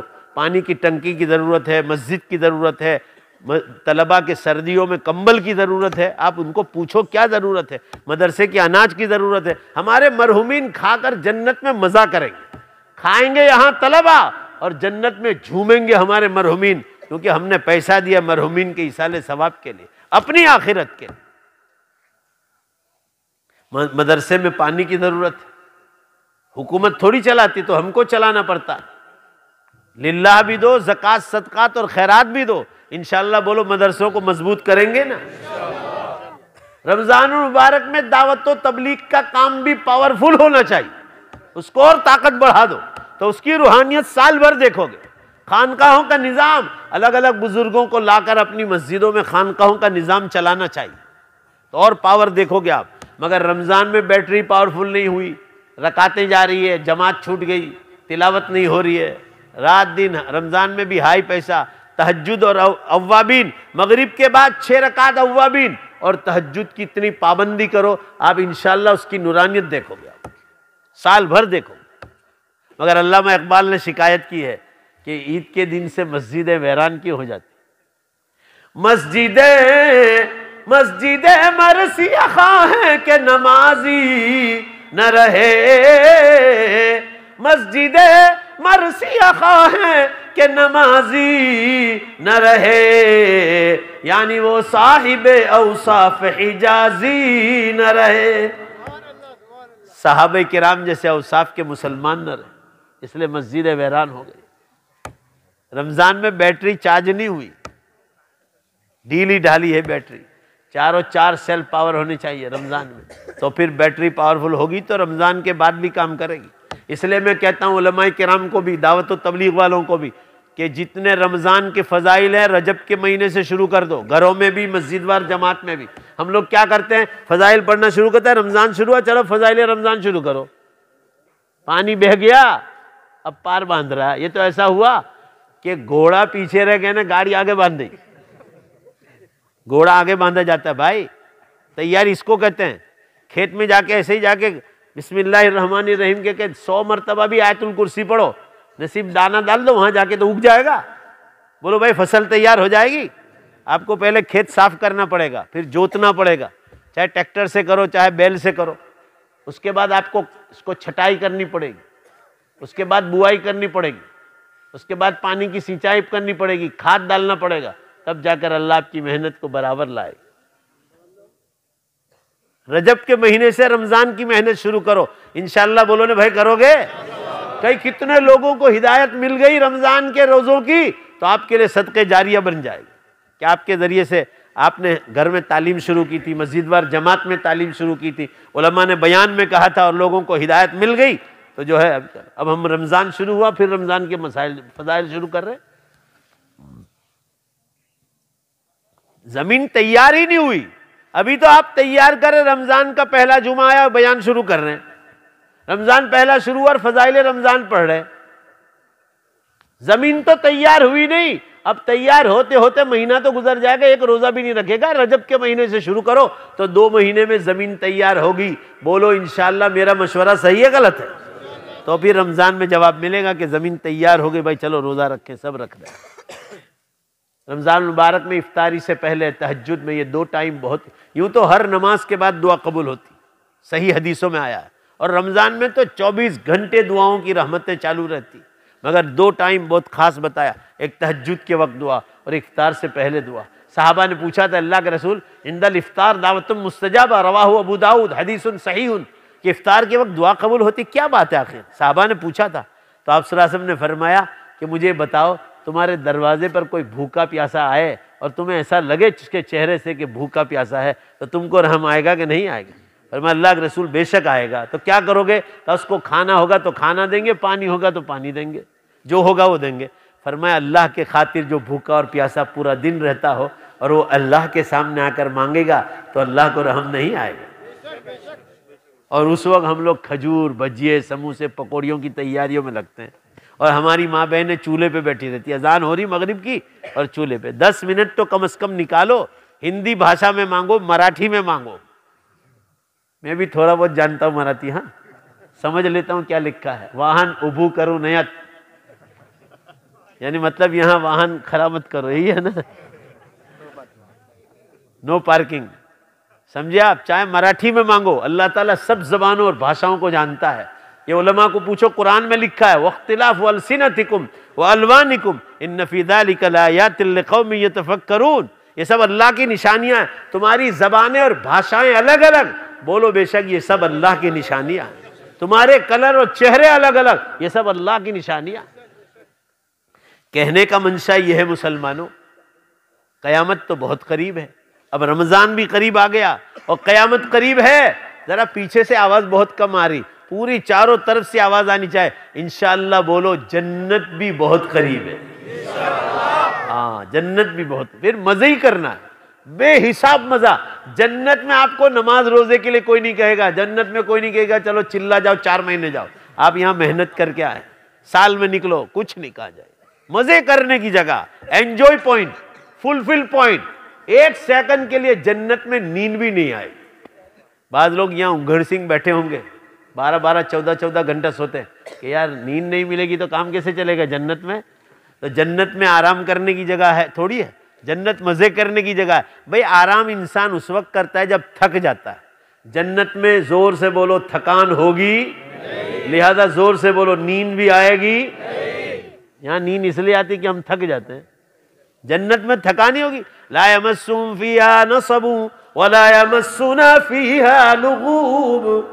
जन्नत में थकान टच भी नहीं करे, वो मजे करने की जगह है। कोई डॉक्टर का दवाखाना भी नहीं होगा वहां। यकीन मजबूत करो, मसला यकीन की कमजोरी का है, ईमान कमजोर है। यकीन मजबूत करो। ये यकीन इसीलिए मजबूत करवाया जाता है, उलमा को बुलाया जाता है ये यकीन मजबूत कराने के लिए। दावत व तबलीग का काम यकीन मजबूत कराने के लिए, खानकाहों का निजाम मजबूत यकीन मजबूत कराने के लिए, उलमा की किताबें छप रही है यकीन मजबूत कराने के लिए। यकीन मजबूत करो, वो अल्लाह जो दुनिया में पहली बार पैदा कर चुका है, जोर से बोलो बेशक, वही कयामत के दिन दोबारा पैदा करने की पूरी ताकत रखता है। ये हमारा ईमान होना चाहिए। मैं आपको 2-3 दलीलें बता दूं, फिर दुआ करा लेते हैं। भुसावल से मेरी ट्रेन पकड़ी, ट्रेन मेरा इंतजार कर रही। हुजूर अकरम सल्लल्लाहु ताला अलैहि वसल्लम ने हदीसों में इरशाद फरमाया कि दुनिया में कभी कभी एक इंसान दो आदमी को कत्ल करता है।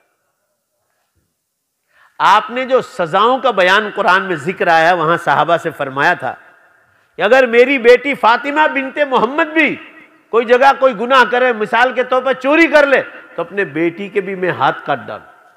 अब सल्लल्लाहु ने खुद इरशाद फरमाया कि अल्लाह के कानून में कोई ढील नहीं।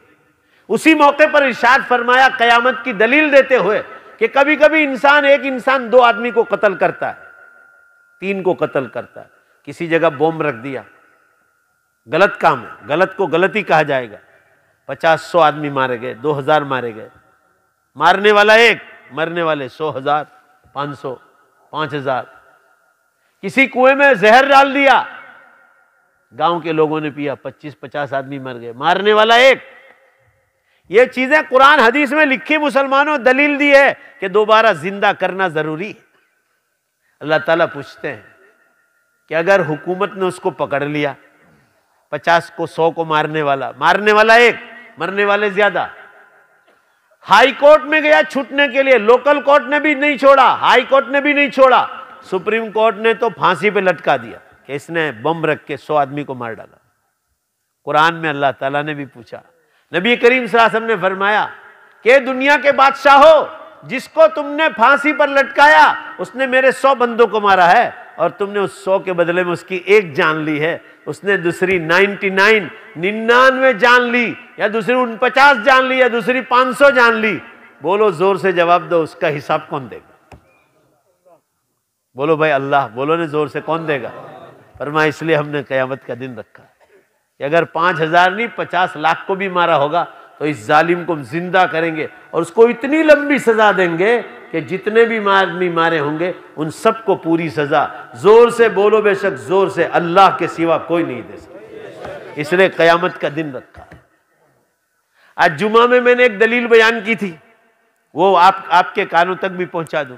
कुरान में इरशाद है सूरह यासीन शरीफ में कि जो हुवल्लज़ी खलक़कुम, जिसने पहली बार पैदा किया है वही दोबारा पैदा करेगा। अबू जहल ने कहा था, अबू जहल ने, कि इस्लाम के पैगंबर, हम तो मरकर मिट्टी हो जाएंगे, हमें दोबारा कौन जिंदा करेगा? तो जवाब आया वल्लज़ी खलक़कुम अव्वल मर्रा, जिसने पहली बार पैदा किया वही दोबारा पैदा करेगा। दलील क्या दी? दलील सुनो, कुरान में मुख्तलिफ तफसीरों में ये तज़किरा आया है कि अल्लाह ताला तो क़यामत के दिन जैसे पैदा करने की ताकत रखता है। भाई इधर ध्यान दो, आज भी, आज जुमा का दिन है, 10:30 बजने जा रहे हैं, अभी बयान के बाद अगर कोई ये कहे कि अल्लाह सब मुर्दों को जिंदा कर दो, पूरा मजमा जोर से बोलो बेशक, आज भी वो जिंदा करने की ताकत रखता है। मगर सुनो कुरान क्या कहता है कि आज जिंदा करने की कोई जरूरत नहीं, आज जिंदा करना बेवकूफी का काम है। इंसान बेवकूफी करता है, रब्बुल आलमीन बेवकूफी के काम नहीं करते। उनका कोई काम हिकमत से खाली नहीं, नऊज़ुबिल्लाह, हर काम हिकमत से भरा हुआ होता है। इंसान गलती करके माफी मांगता है, भाई गलती हो गई माफी कर, अल्लाह से भी माफी मांगता है, क्योंकि इंसान बेवकूफी के काम करता है, अल्लाह ऐसे काम नहीं करता। इसलिए फरमा रहे आज जिंदा करके क्या करूं मैं।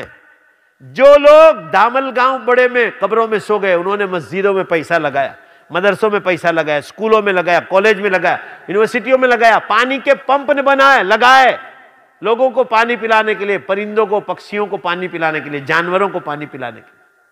मदरसों में दिए पानी के पंप लगाए, अनाज दिया, बेवा यतीमों पर खर्चे किए, पानी के वाटर वर्क्स बनाए। अल्लाह कुरान में फरमाते हैं कि मैं आज जिंदा करके उनको अधूरा सवाब दूं।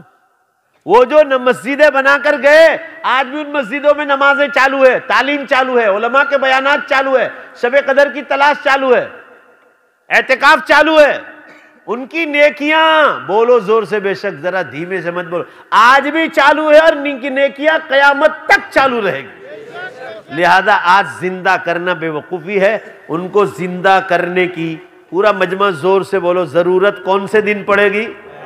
कयामत की। तो अल्लाह फरमा रहे कयामत करीब है, आज जिंदा करना बेवकूफी है, अधूरा सवाब दें। उनकी नेकियां तो अभी चालू है, कयामत तक चालू रहेगी। फिर उनकी नमाजें, रोजे, ज़कात, हज, सदकात, खैरात, वो सब है एक। इसी तरह गुनहगार, शराब पीने वाले, बेचने वाले, जुआ खेलने वाले, जीनाकारी करने वाले, लोगों का हराम माल खाने वाले, लोगों को कत्ल करने वाले, सिनेमा थिएटर खोलने वाले, वो भी कब्रिस्तानों में।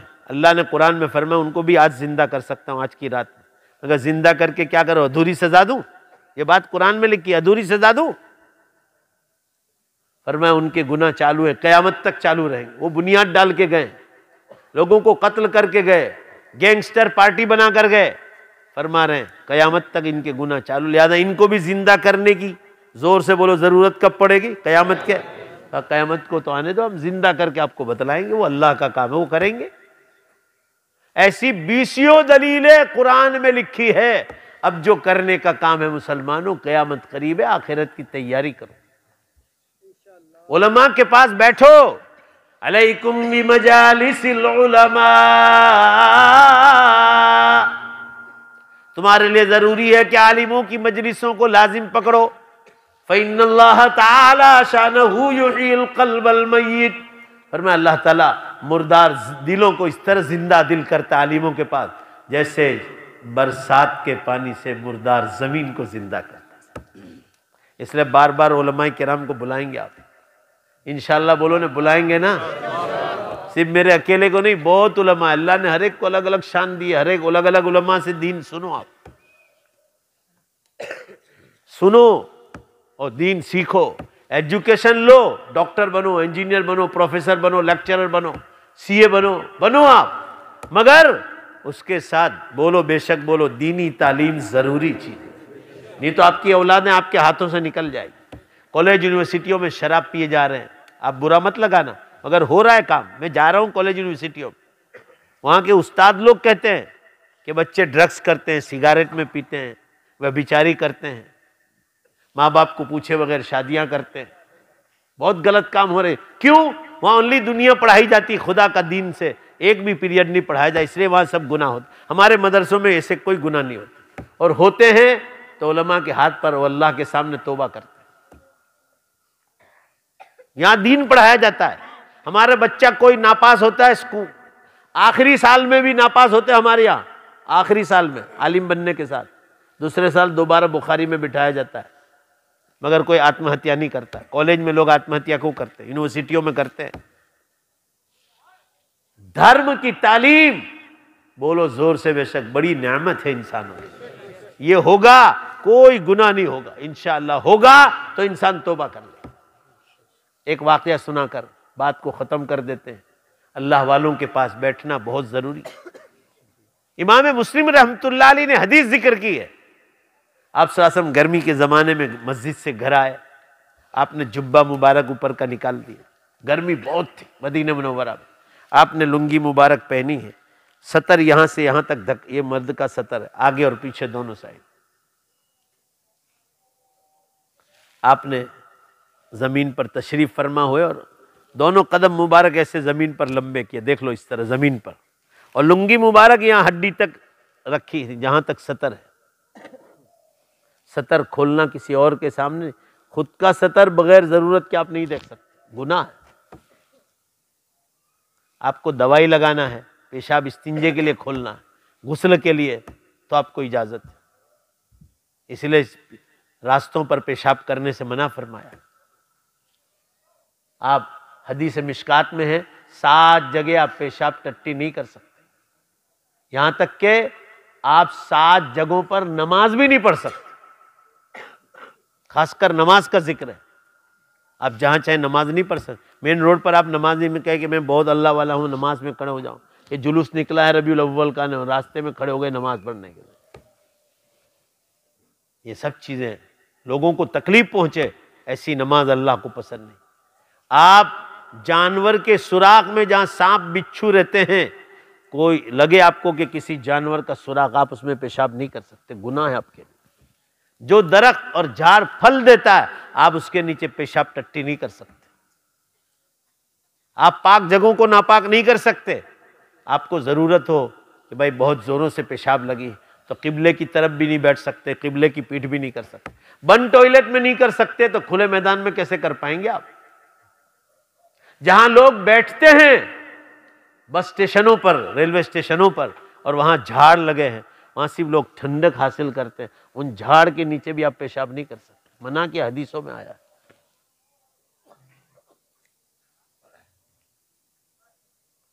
अर्ज करने का मंशा यह है,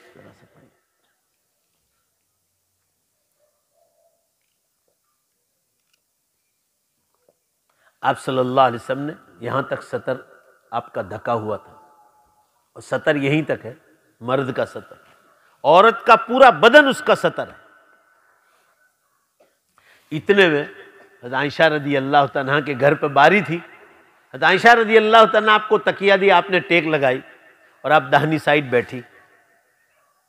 इतने में दरवाजा किसी ने नॉक किया। यह वाकया सही हदीस में है, सही मुस्लिम में। पूछा कौन? जवाब मिला अना अबू बकर या रसूल अल्लाह, अल्लाह रसूल में अबू बकर हूं। अंदर आओ।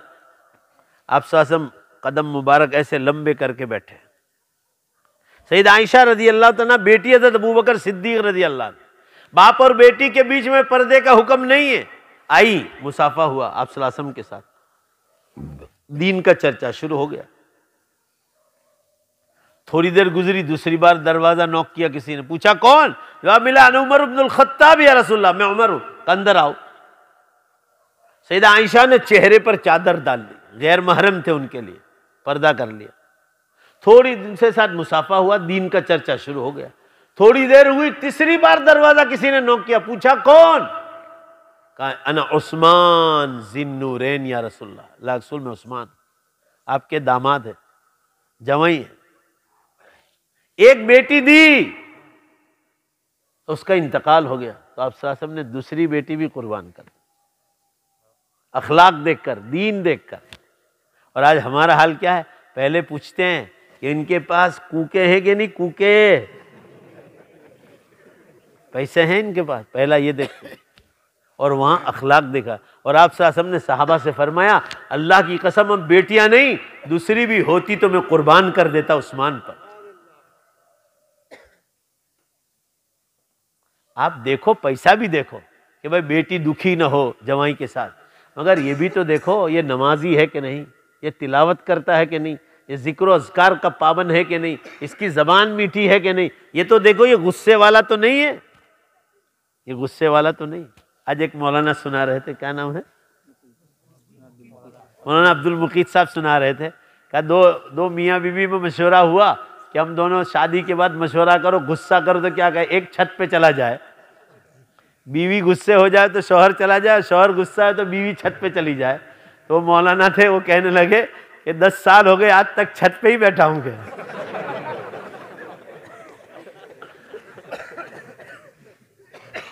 तो कहने का मंशा ये है कि देखो कि लड़का गुस्से वाला तो नहीं है, कहीं मारपीट न करे बेटी को। ये सब अखलाक देखो जरा, सिर्फ पैसा मत देखो। बेटी जन्नती बन जाए, शौहर ऐसा है कि नहीं ये देखो आप। डॉक्टर इंजीनियर तो दुनिया की हर कौम में है, मगर ईमान आमाल सालिहा है कि नहीं। खैर, बात ये कर रहा था, हज़रत आयशा रज़ी अल्लाह तआला अन्हा जब हज़रत उस्मान रज़ी अल्लाह अन्हु तशरीफ लाए, दोनों ध्यान से हदीस में आप सासम ने जल्दी जल्दी लुंगी मुबारक सीधी कर ली और आप खड़े हो गए और गले से लगाए और फिर बिठाए।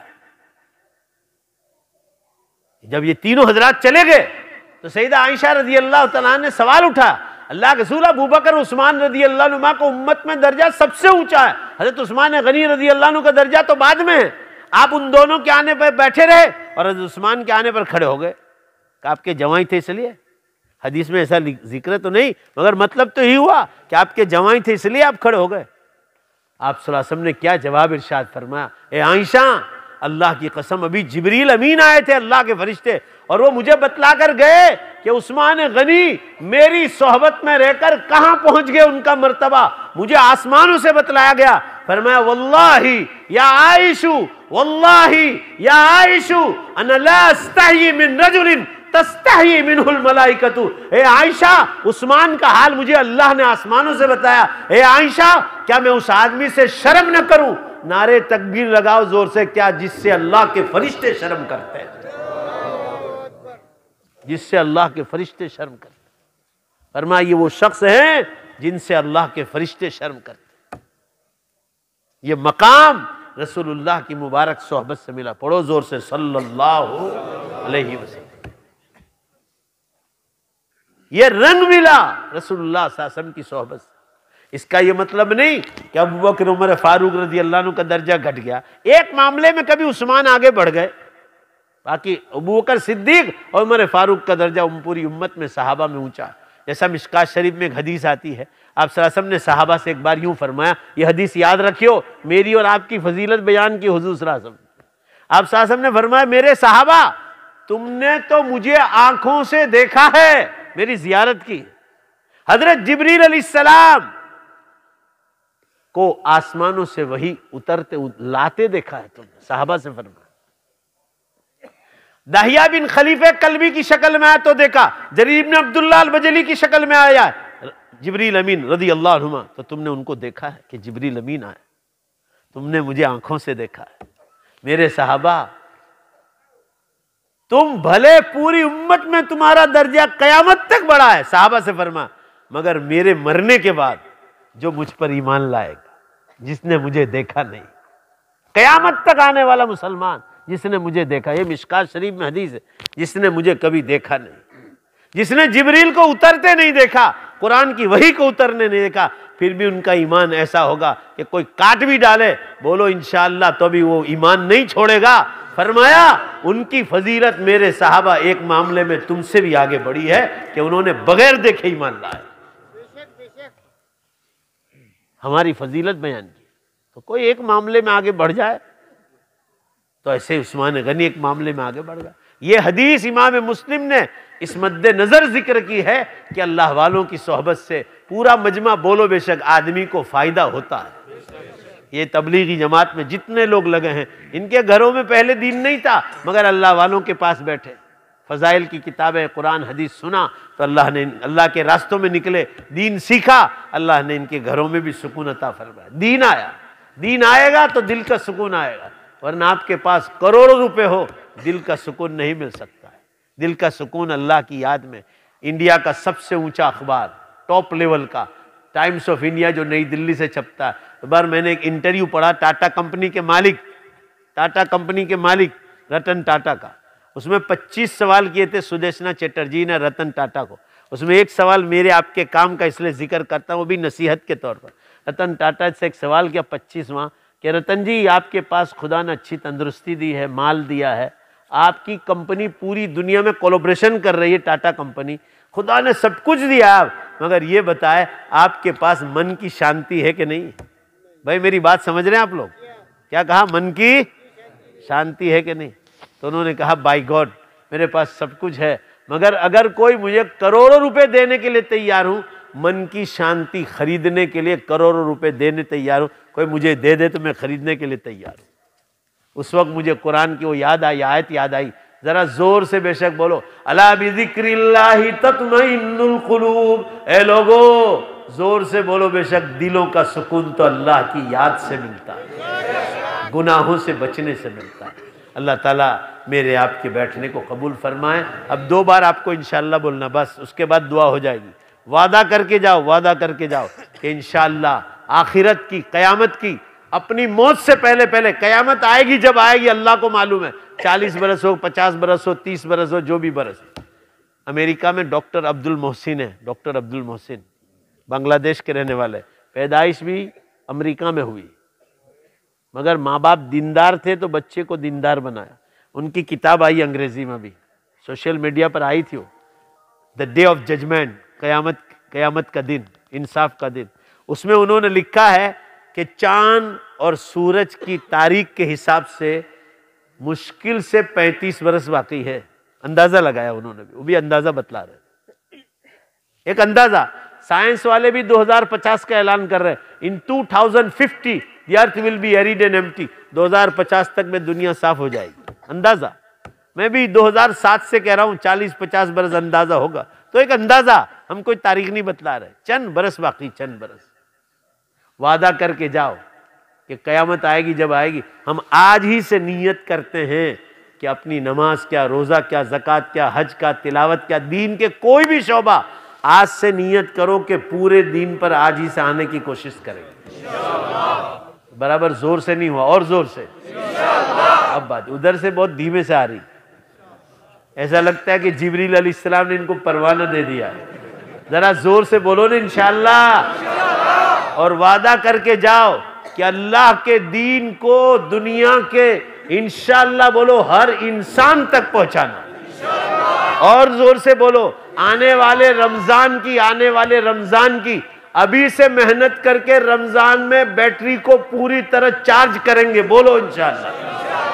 अल्लाह सबको तौफीक अता फरमाए। ये अज़मन वज़ जुमला जहां अमीन बात, वाखिर दावाना अल्हम्दुलिल्लाहि रब्बिल आलमीन। और कुछ ऐलान वेलान बाकी है कि दुआ करा दे? बाकी जल्दी कर दो। कितने ऐलान है, मक्तब मदीना मस्जिद का जलसा इंशाअल्लाह आएगा 27 फरवरी बरोज़ को बाद नमाज मगरिब इंशाअल्लाह 2 घंटे में किया गया है, जिसके मुकर्रर खुसूसी हज़रत मौलाना इनायतुल्लाह साहब करदी है। आप सभी हज़रात से गुजारिश है कि आइंदा हफ्ते 27 फरवरी को पीर के दिन मगरिब की नमाज से वहां पर सब साथी जुड़ जाए। और जहां भी जाओ, जिस मजलिस में बैठो, आप मुसलमान हो, आपके मेहनत करने से उम्मत जाग जाएगी इंशाअल्लाह। जोर से कहो इंशाअल्लाह के क़यामत का हर जगह जिक्र करेंगे। अल्लाह तौफीक अता फरमाए। हो गया? दुरूद शरीफ पढ़ लें।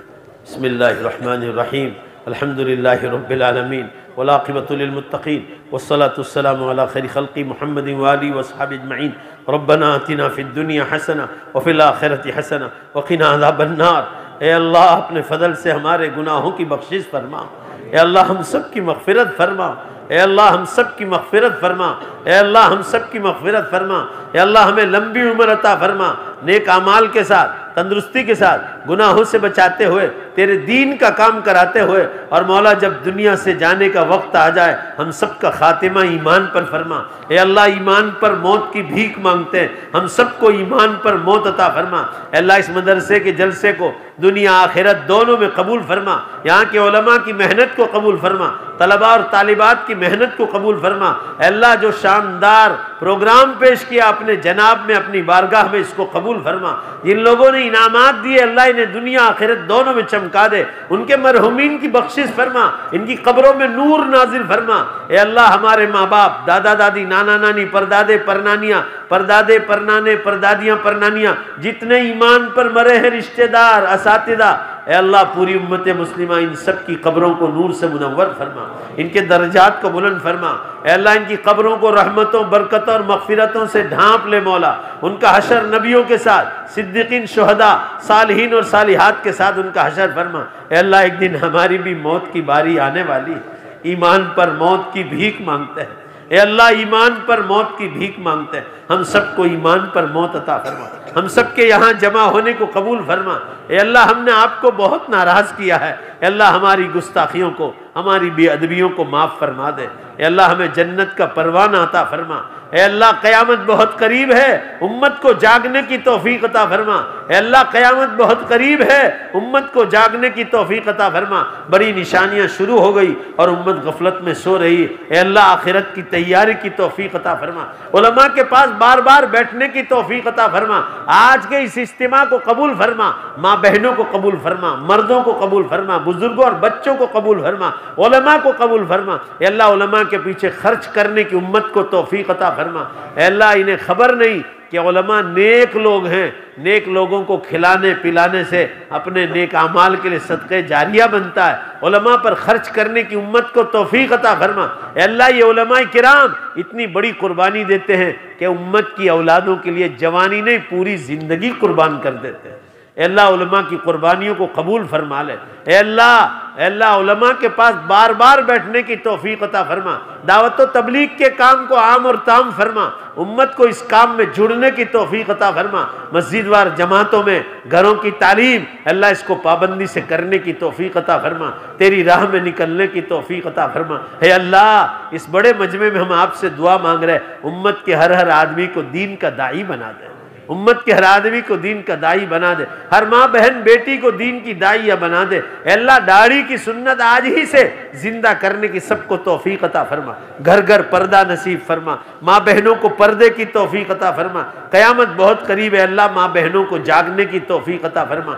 जो माँ बहनें ईमान छोड़ दिया है कॉलेज या यूनिवर्सिटियों में या बाजारों में, इन्हें दोबारा ईमान की तरफ आने की अल्लाह तौफीक में रहमत फरमा। ये अल्लाह हम सबको माफ़ फरमा। हमारी गलतियों की वजह से उम्मत की बहुत बहनें और बेटियां ईमान से महरूम हो गई। ए अल्लाह दोबारा इन्हें ईमान की तरफ आने की तौफीक अता फरमा। ए अल्लाह दाढ़ी की सुन्नत जिंदा करने की तौफीक अता फरमा। ए अल्लाह मस्जिदों को आबाद करने के लिए हम सबको मेहनत की तौफीक अता फरमा। रमज़ान करीब आ रहा है, रोज़ा, नमाज, तरावी, एहतिकाफ, शब कदर की तलाश, ज़कात, सदक़ात, खैरात, तिलावत, ज़िक्रुल्लाह, दुरूद शरीफ, ए अल्लाह सबकी तौफीक अता फरमा। रमज़ान के लिए अभी से मेहनत, तालीम की मेहनत, बयानों की मेहनत अभी से करने की तौफीक अता फरमा। ए अल्लाह खानकाहों के बुजुर्गों के हाथ पर बैत होकर अपने दिल की इस्लाह की तौफीक अता फरमा। अल्लाह 2-2, 3-3 घंटे तक ये मजमा बैठा रहा, इन्हें दुनिया में भी चमका, इन्हें आखिरत में भी चमका। सख्त सर्दियों में मौला तेरा दीन सुनने के लिए लोग बाहर बैठे हुए हैं, 12 बजने जा रहे हैं। अल्लाह इस उम्मत को बेहतरीन बदला अता फरमा, इनके मरहुमीन की बख्शिश फरमा, इनको कब्रों में जन्नतुल फरदौस अता फरमा। अल्लाह सबकी दुनिया आखिरत दोनों चमका दे। क़यामत बहुत करीब है, पुलसिरात आसान फरमा, नेकियों का पलड़ा भारी हो जाए। अल्लाह इसी तौफीक में रहमत फरमा। अल्लाह आजकल एक गलत फैशन चल पड़ी है कि बुढ़ापे में अल्लाह को याद करना। अल्लाह जवानी में अल्लाह तुझे याद करने की तौफीक अता फरमा। तू जवानी का सवाल करने वाला है, बुढ़ापे का सवाल और बचपने का सवाल करने वाला नहीं। उम्मत के जवानों को जवानी में तेरे याद करने की तौफीक अता फरमा। क़यामत की खबरें दूर दूर तक पहुँचाने की तौफीक अता फरमा। अल्लाह इस जलसे को कबूल फरमा, अपनी बारगाह में इसको जगह अता फरमा। अल्लाह इस मदरसे के बानियों की मग़फ़िरत फरमा, इन उलमा की खिदमात को, माँ बाप की खिदमात को कबूल फरमा। अल्लाह अपने फजल व करम से जिन लोगों ने आज के प्रोग्राम में हिस्सा लेकर बच्चों की हौसला अफजाई की, पैसों से, इनामात से, अल्लाह इन्हें दुनिया आखिरत में बेहतर बदला अता फरमा, इनके मरहुमीन की बख्शिश फरमा। अल्लाह बार बार कब्रस्तान जाने की हमें तौफीक अता फरमा, बार बार कब्रस्तान जाने की तौफीक अता फरमा। कब्रस्तान जाने से आखिरत का फ़िक्र पैदा होता है। ए अल्लाह जितने लोग बीमार हैं उम्मत के सबको शिफा अता फरमा। हमारे अहमदाबाद में हमारे एक अजीज़ बीमार हैं, ए अल्लाह हॉस्पिटल में उन्हें होश अता फरमा, नई ज़िंदगी अता फरमा। ए अल्लाह उम्मत के सारे बीमारों को शिफा अता फरमा। हमारा रमज़ान कहाँ गुजारना बेहतर है, ए अल्लाह वहाँ हमें पहुँचा दे, हमसे दीन का काम ले ले, हमारे हाथों से लोगों को शिफा अता फरमा। हमारी दुआओं को अपने फजल व करम से कबूल फरमा। रसूलुल्लाह सल्लल्लाहु अलैहि वसल्लम के सदक़े तुफ़ैल कबूल फरमा, आपके पाक नामों के तुफ़ैल कबूल फरमा। रब्बना तक़ब्बल मिन्ना इन्नका अंतस समीउल अलीम बिरहमतिका या अरहमर राहिमीन।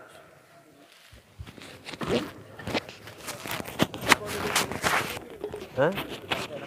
नहीं, मुलाकात में टाइम नहीं है ना, न मल के मना करो।